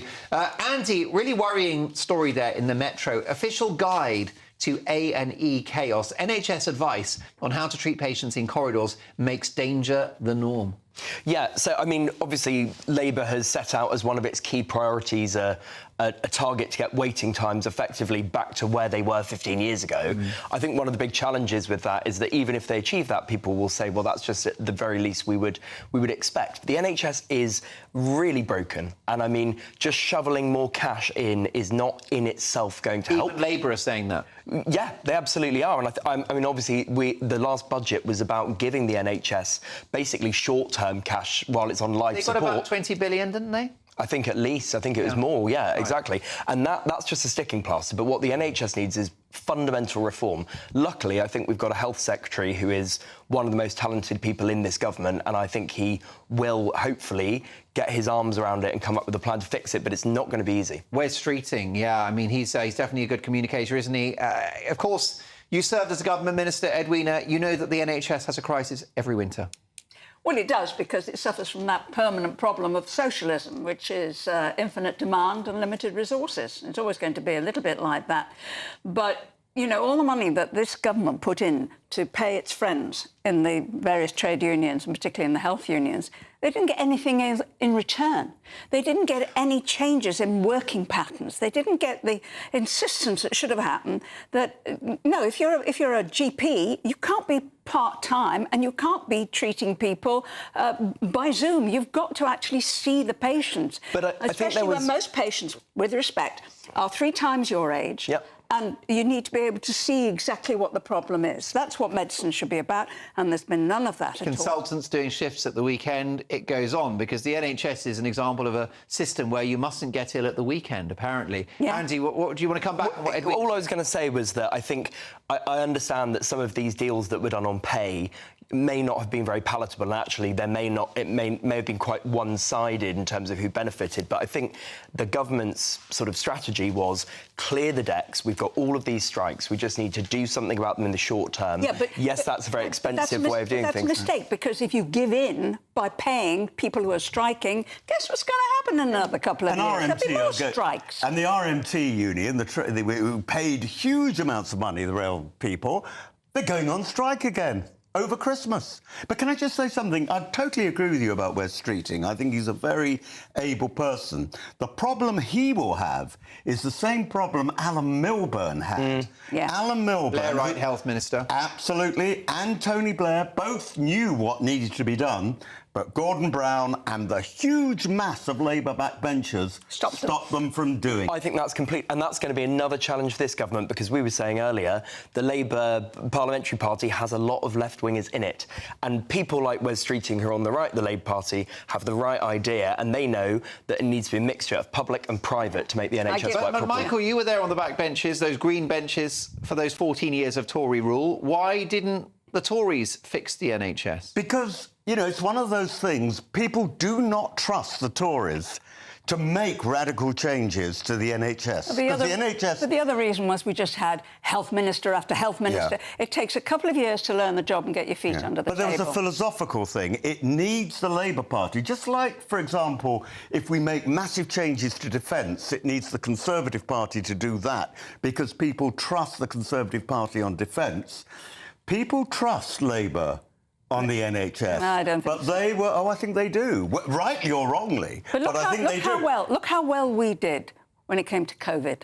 How well we did with getting the vaccine developed within 10 months and into people's arms with less than a year. Yeah. I mean, nobody thought that was ever possible, and it was. And you can tell the result was excellent. And you can tell the rejoin the EU guy. I hope he's still watching. I'm sure that if we'd been in the EU, there's something else to watch. If we'd been in the EU, we would never have been the first with a national vaccine programme. International vaccine programme. One thing, though, on the Tories and the NHS, I take your point about trust. I think that is real. But waiting lists trebled. The number of people on NHS waiting lists trebled in that period of time. And that's not just because of COVID. It doubled before the COVID pandemic even took hold. Because the GPs were so poor. Well, GP service has been hopeless recently. Nonetheless, it's a poor record. I mean, there are good ones, but they are, and they deserve the praise. I went to med school, and you know, in my day, he said, putting on his my day voice, GP had to do 5.5 days solid. You had to do home visits. And, you know, the idea of doing 1 or 2 days a week as GPing and A&Ing, I mean, I have every sympathy with GPs. A lot of my friends are actually GPs. But the problem is, what people don't realise, we've got more GPs than ever before, but they're part-time. They're not actually full-time GPs. Well, that's what comes when...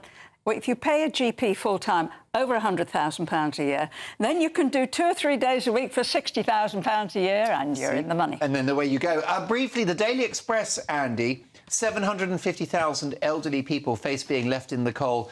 Is this a political car crash in slow motion for the Prime Minister? Well, I think it's obviously been one of the major factors behind the sort of plummeting in the polls for Labour. It was communicated badly in the sense that decision that was always going to be unpopular was announced in a vacuum way in advance of a budget and then was the only story in town for months and months. So I think the positioning was bad. I happen to think that they should have done something with the winter fuel allowance because there are a lot of older people who were getting free money that they didn't need. But I also accept there are lots of people at the lower end of the income spectrum who are going to really suffer. Why haven't Labour U-turned on this? Because Keir Starmer, pre-election, was the king of the U-turn.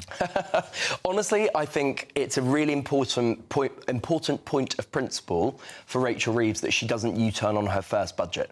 I think that is fundamentally, she is absolutely determined not to. And it's the same with the farmers' tax. What is the long-term... I'm glad you mentioned the farmers. What is the long-term political impact of things like the inheritance tax rate on farmers and the freezing pensioners? Actually, taking a lot of money off a load of pensioners is a big, big mistake, partly because it was taking a small amount of money out for an awful lot of people. And let's remind ourselves, it was brought in by Gordon Brown and it was payable at the beginning of the winter in order to ensure that pensioners at least felt some kind of security about the bills they were going to face. And all we've had from Labour ministers is, oh, well, you're going to get an increase in your pension next summer.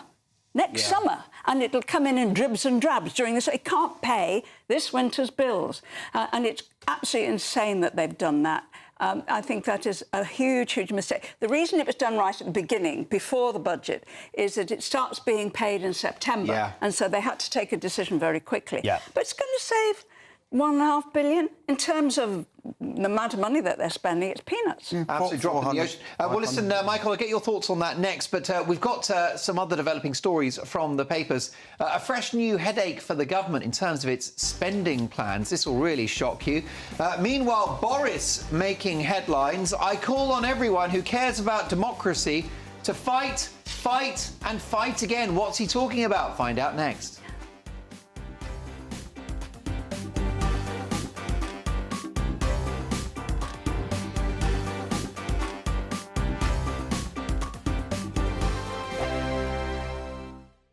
Headliners. Tomorrow's papers tonight, every night from 11 p.m. The Daily Mail now, Josh, and pub landlords have to worry about more than the optics when it comes to offensive banter, This is a really big story and important. Pub landlords could have to become banter cops to stop themselves being sued by staff offended by comments from customers under workers' rights reform. So, Labour, when they were part of their election process, they were like, we're going to reform workers' rights, and that all sounds good on paper, but there were issues in terms of how might it affect employees and fear from employees costing them more money. One of these things that they're sort of pushing through, though, is that in the Equality Act of 2010, part of the issue was that if you were offended at work or someone said something sexist or racist, something that affected you, the employer had to take some sort of, they had three chances to kind of take action. Now, the employer has to should have taken action already. So employees can sue employers. Now, this has a big impact on us because we're comics and we perform in venues. And if some of the bar staff hear a joke that they don't like, then they can sue their employer, potentially, under this legislation. So it's not punters? Well, also, it could be like you're at a bar and some bloke is like, oh, I like that top, or whatever. That's not good behaviour. But the point is now that employee could sue their employer. So, because, I mean, the sort of scenario I was imagining was that a barmaid was being maybe sexually harassed or That's something. what they're focusing in this article, but other articles have gone down the free speech route. And also venues and universities having lectures. We saw it at, in Edinburgh Fringe Festival and Sadowitz. He had a show cancelled not because of any punters, but because two of the 18-year-olds were working. They were upset by his There was a wedding. bar in Brighton, wasn't there? There was a story we covered a few weeks ago. A bar in Brighton threw some people out because... They had turfs on the... turfs. GB News, the People's Channel. It's Patrick Christie's Tonight, and here we do things differently. It's explaining the absolute madness of this, doesn't it? It's explosive. I mean, this is very good. It's lively. 850. Your government sat there, Sean, and it did nothing. It's controversial. And the Middle East has been in turmoil since before I was born. It's everything you need to kickstart your evening. Everyone's had their Weetabix tonight. I love to see it. That's Patrick Christie's Tonight, weeknights from 9 p.m. Only on GB News, the People's Channel, Britain's news channel. Good Afternoon Britain isn't just about us. The wonderful thing about this programme is it's about everyone watching. It's an interactive programme. Well, there absolutely is something to see here, and we're going to be talking about it more. Whether it's breaking royal news, Will, please bring us up to date, or indeed a particularly punchy speech in the House of Commons. Very, very curious. We bring it to you live, and then we bring you live reaction as well. That's Good Afternoon Britain, weekdays from midday. Only on GB News, the People's Channel, Britain's news channel.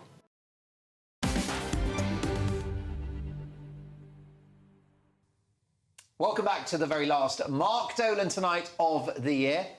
Let me tell you that it has been such a busy year for Mark Dolan Tonight, and I've really enjoyed all my guests, my fantastic pundits, and of course my amazing team, the other side of the glass, who put the show together. They worked so hard today. It's the wonderful, amazing Melissa and Mariana, but there is a long list of people that work on this show to make it what it is. So thank you to them. But most importantly, thank you to you watching at home, listening on the radio. This is the best job in the world, and I can't wait to get back in the saddle and do it again next year. In the meantime, Merry Christmas and Happy New Year to each and every one of you. OK, folks, a couple more papers. Let's have a look at the Mail if we can, Harry. And why China spy must be named. Also, royal exclusive. No wonder King now hopes Andrew will do the decent thing and stay away at Christmas. And what about this from Boris Johnson? Boris's rallying cry as Starmer... He's rattling a bit, yeah. He is rattling. Boris's rallying cry as Starmer sets up Whitehall EU surrender squad. I call on everyone who cares about democracy to fight, fight and fight. That's Boris talking there about a feared Brexit betrayal. Daily Telegraph, inheritance tax raid will cost more than it makes. Let's have a look at this detail here. Rachel Reeves' inheritance tax raid may backfire by costing the Treasury over £1 billion more than it makes, economists have said. A drop in investment caused by the Chancellor cutting tax relief for family businesses and farms, risks outweighing the extra income she expects to gain from the changes, according to CBI Economics. Michael, can we believe the CBI there? I think on this one we can. And, you know, this isn't the only one.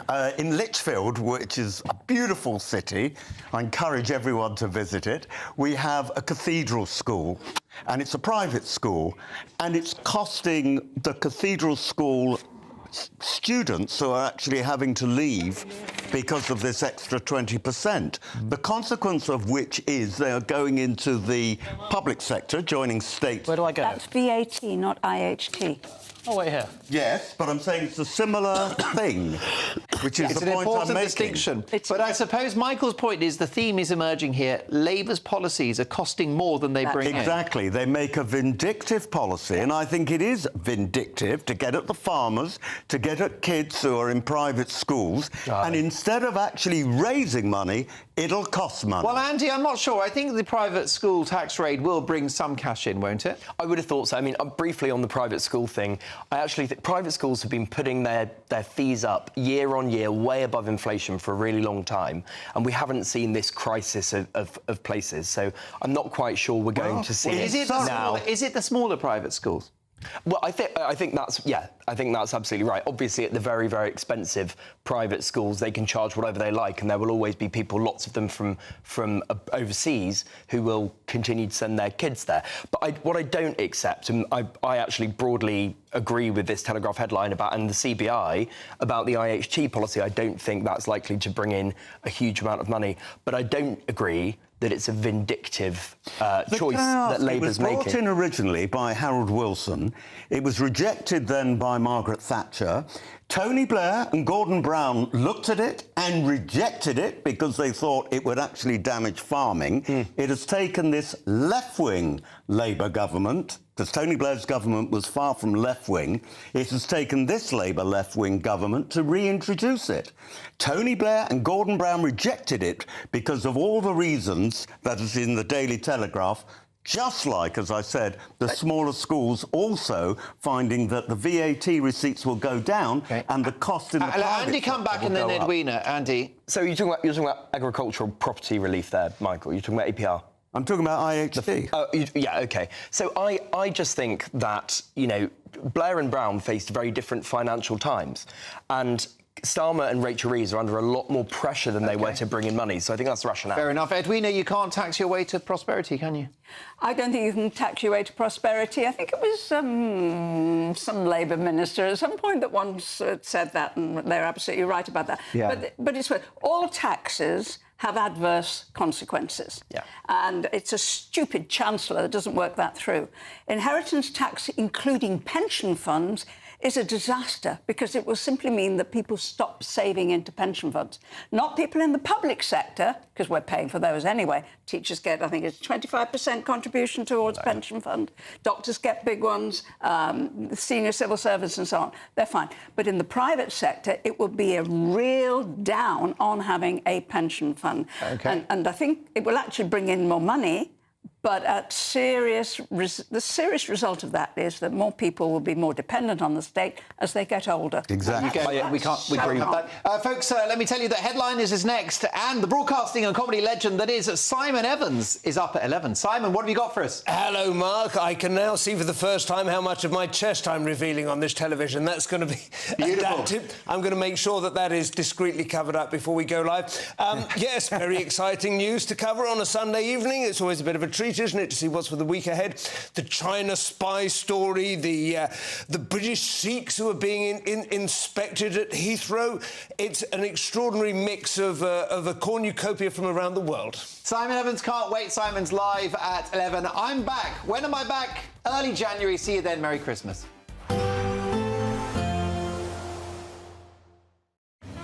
A nice bright morning will generate a lovely warm day, right through to the evening.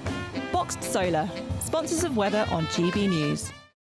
Hello there, very good evening. This is your GB News weather update provided by the Met Office. Hope you have had a good evening, although we have started to see a band of rain push its way into northern and western areas of Scotland. Some quite squally winds around this evening. As this continues to move its way in, it will turn quite persistent for western areas of Scotland, in particular the Highlands, seeing a lot of rainfall during this forthcoming night. Generally drier further towards the south, but quite a lot of cloud around. Blustery still in amongst all of that. Those southwesterly winds filtering in, some quite mild air, so most of us will hold up around 9 or 11 degrees Celsius as you start off Monday morning.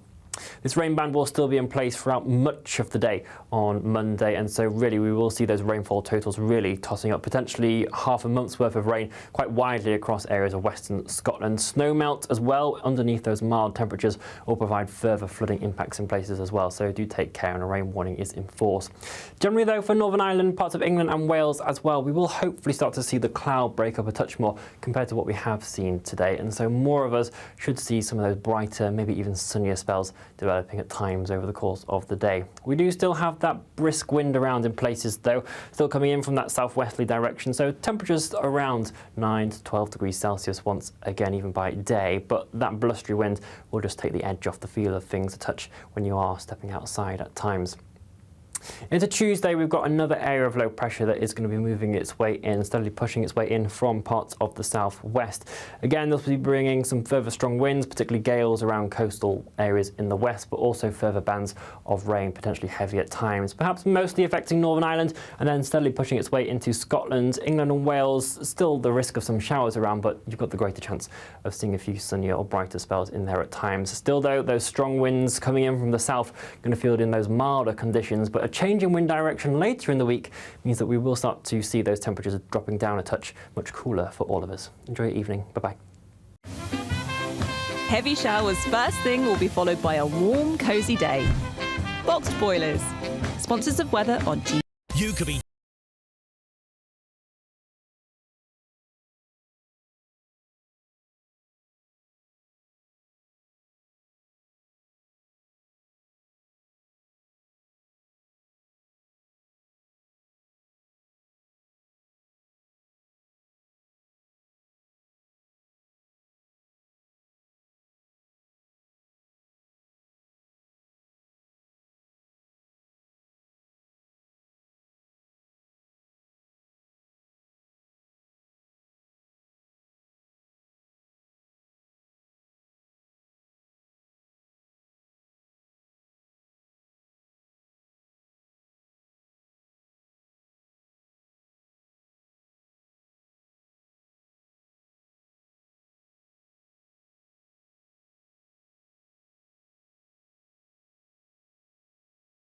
Watching on demand. Good luck.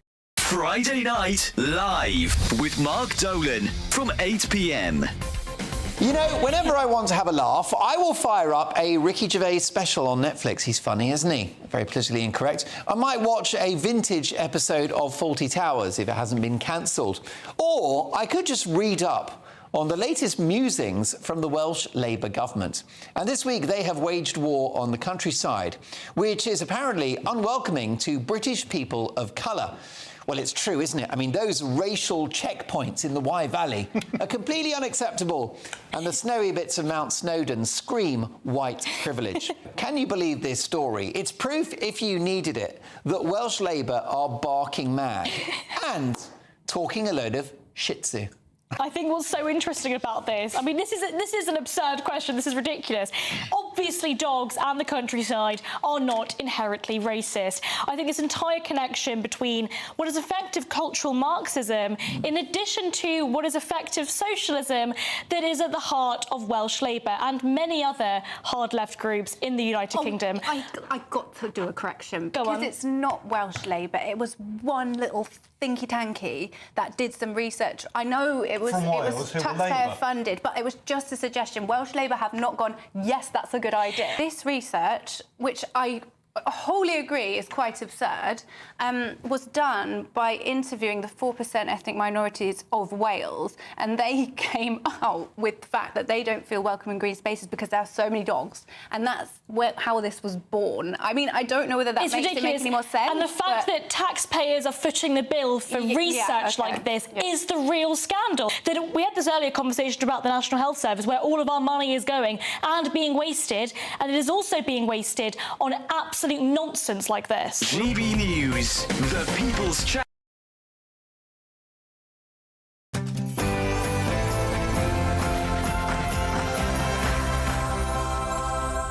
Hello, it's 11 o'clock, which means it's time for tomorrow's newspapers tonight. Join us over the next hour to find out why our attitude to this is complicated, why drones are stoking fears of alien invasion in the States, and why the 90s now belong in a museum. I'm Simon Evans, my fellow funny people tonight, Josh Howie and Archie Manners. Together, we'll take you through tomorrow's top stories. This is Headliners.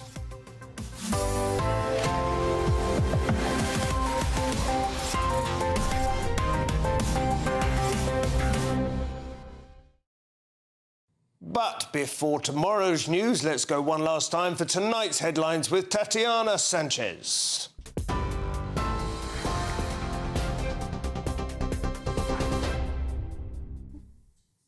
Thank you very much. The top stories this hour. The UK has had diplomatic contact with the rebel group that toppled Bashar al-Assad's regime, says David Lammy, as he announced £50 million of humanitarian aid for vulnerable Syrians across the Middle East.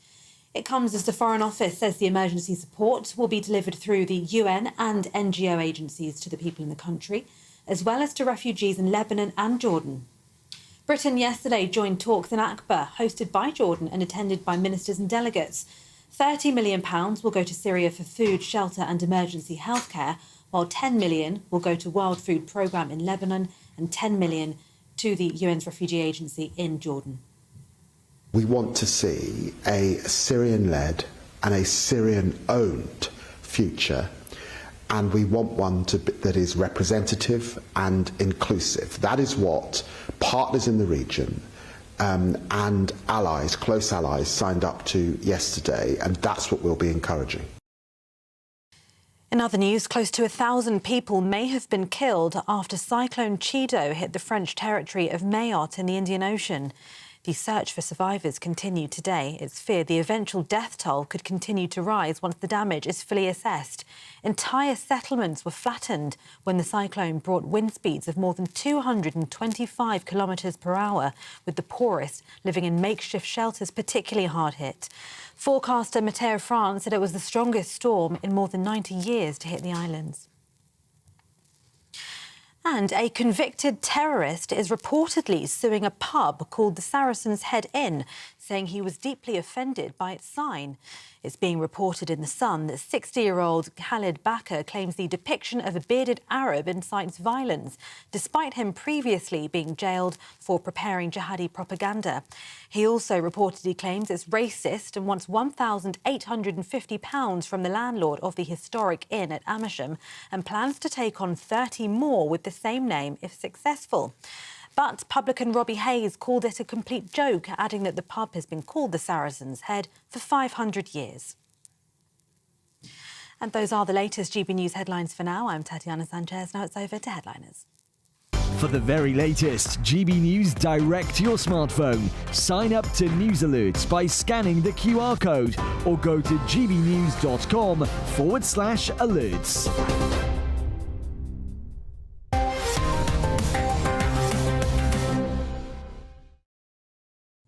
Hello and welcome to Headliners, your first look at tomorrow's top stories with three comedians. Before we dive in, however, let's have a quick look at what Josh and Archie will have to work with on Monday's front pages. The Telegraph.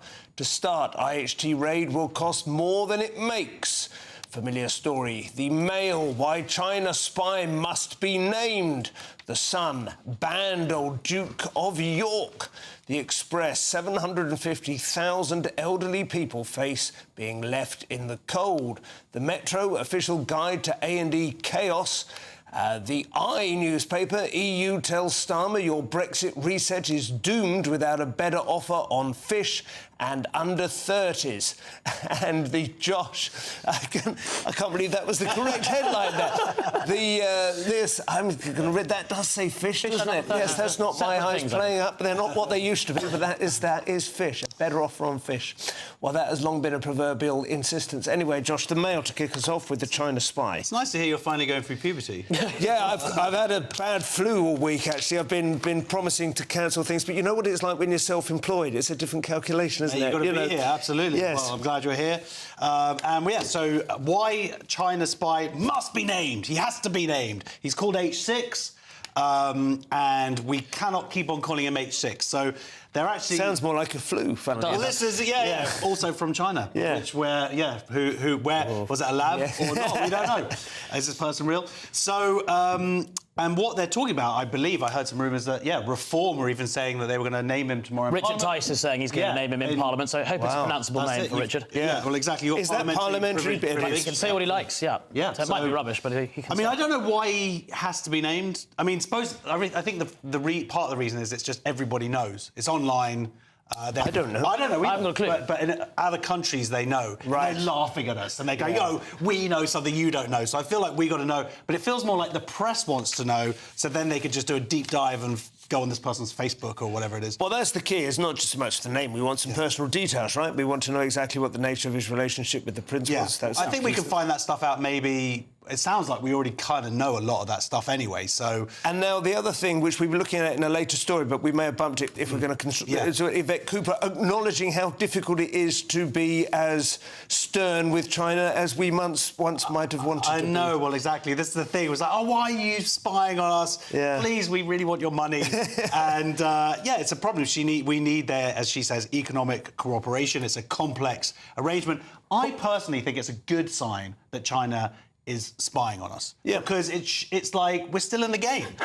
I agree with you. I mean, unironically, intellectual property suggests we actually have some intellectual... But no, they don't know that we don't. No, absolutely. They're not doing a good job. Why would you go to the Duke of York in 2020? It's like he was a nobody by then. It's like, if you're a Chinese spy trying to get information... Easy to get to. By 2020, he was still... This was after he'd fallen from grace, and they're still kind of spying on him. Because I believe that this is what I heard, was that they're thinking about opening a chain of Pizza Express in China. In Buckingham Palace. They want his personal... Or maybe some anti-sweat deodorant or something. Peking ducks at the palace is what it is, isn't it? Very Proper good, peking. Peking on Mr... But he had been, until then, he had been a sort of envoy for industry and so on, wasn't he? He did used to go... I mean, a lot of his sort of overseas travels, that was the headline. That was the justification. Miles Andy, wasn't he? Yeah. We will hopefully see Mr. Tice deliver the goods on Monday. Archie, the Times, your first front page. I know, this is very exciting for me. The Times are hammering it again by suggesting the Duke not only needs to name or be more honest about H6, but he now can't have Christmas. We are cancelling the Duke's Christmas. No one wants to see him. We don't want to see him walking at the church to Sandringham. I do feel a bit sorry for Randy Andy, because he can't even now go to Christmas. It's like the one time where families get together. What's he meant to do? Like, where do we want him? What do we want him to do? Well, I was surprised when they're saying they want to keep him out of the public eye. I'm like, when was he back in the public eye? I thought he was still... It's the one time a year he gets to walk with the other real royals and smile and get photographed. And for him, he'll love that, you know? And now he doesn't even get that. No, but maybe he can go to China. I think it's becoming quite big over there. It's huge over there now, yeah.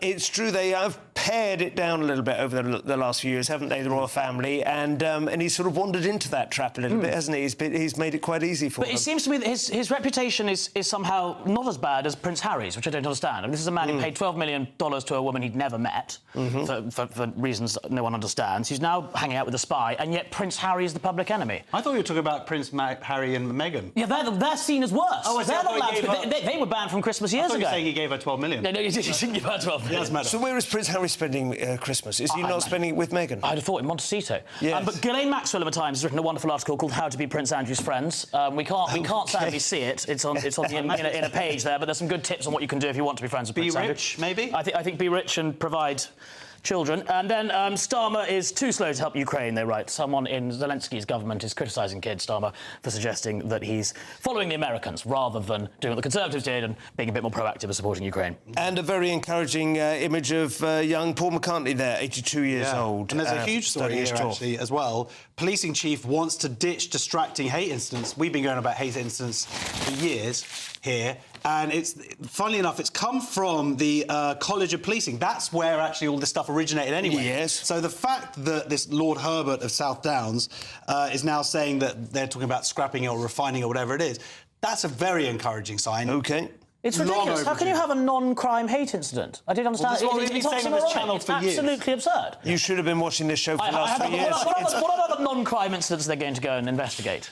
It's just extraordinary. Like it's some actual crimes. It's a very subtle philosophical point. It's an abstract conundrum. It's a doctorate degree. I'm quite interested as you can have Lord Herbert of South Downs, that being a sort of geophysical proposition rather than a region or city that you normally a peerage is normally attached to. Right? No, sounds like a hate crime to me. The South Downs. He just wanders around up on the hillside in his ermine. Anyway, good luck to him. Sounds like they've woken up. The Daily Telegraph, Josh.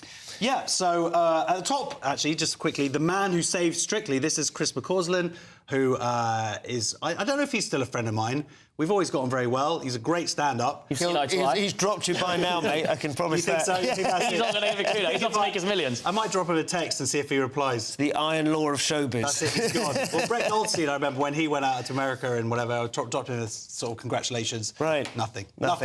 But anyway, good for him, Chris. I didn't watch any of it, but, you know. It's amazing. No, it is the first season of Strictly that hasn't been marred by scandal. No one screwed anyone. No. And, he won amazing dancing. He's blind. It's extraordinary. Yeah. And apparently the choreography was witty, which is one of those words I'm never sure if I quite believe. Yeah, witty choreography. There's something here that's going to be important. By the way, we can't say sorry if anybody heard the word sex. No, nothing. I'm just saying.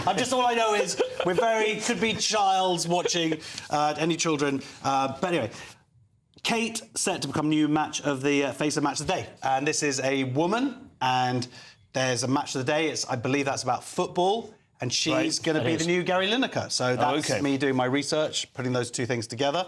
There is a really big story here. IHT raid will cost more than it makes. Now, that sounds like a serious story because they've got all of the acronyms. But what this is about is the budget. The budget just won't go away. And it seems like cutting... the whole point was that anybody who was dying, that some of that money would be taken to the government. And then, obviously, this is what's all about the farmers. This is actually going to cost $1 billion, which is insane. So this is the cost of enforcing it? No, they'll lose out on. Because now farms aren't going to bother investing in their businesses anymore. They're going to hire, like, 100,000 less people. So this is just one of those unintended consequences. Yeah. And it seems like they put it through for ideological reasons, maybe. I don't know. Unintended consequences is a very poor excuse. Yes. No, I'm not showing you were presenting it as an excuse, but the whole point of being the Chancellor is that you're supposed to analyse the second and third order effects of possible legislation. This was the fourth or fifth. Yeah, well, no, not even. I mean, it's fairly well known. The Laffer curve is the most famous example of it, that there is a degree beyond which taxation produces less revenue because people don't invest, people don't... it doesn't draw capital into the country and people don't take she's risks. Not laughing now. No. Hey, everyone. I wonder how many years before that joke was cracked, yes. But anyway, I think I'm not at all surprised. I mean, the print is tiny there, as it often is on the Telegraph, so I don't know exactly what aspect it is. This IHT is inheritance tax, right? It is. They reckon they're going to lose 125,000 jobs as a result, which is a huge amount in rural communities as well. Yeah. It's not a great deal of employment anyway. Same thing happened when they banned the hunt, of course. Same sort of ideological, motivations without thinking about how it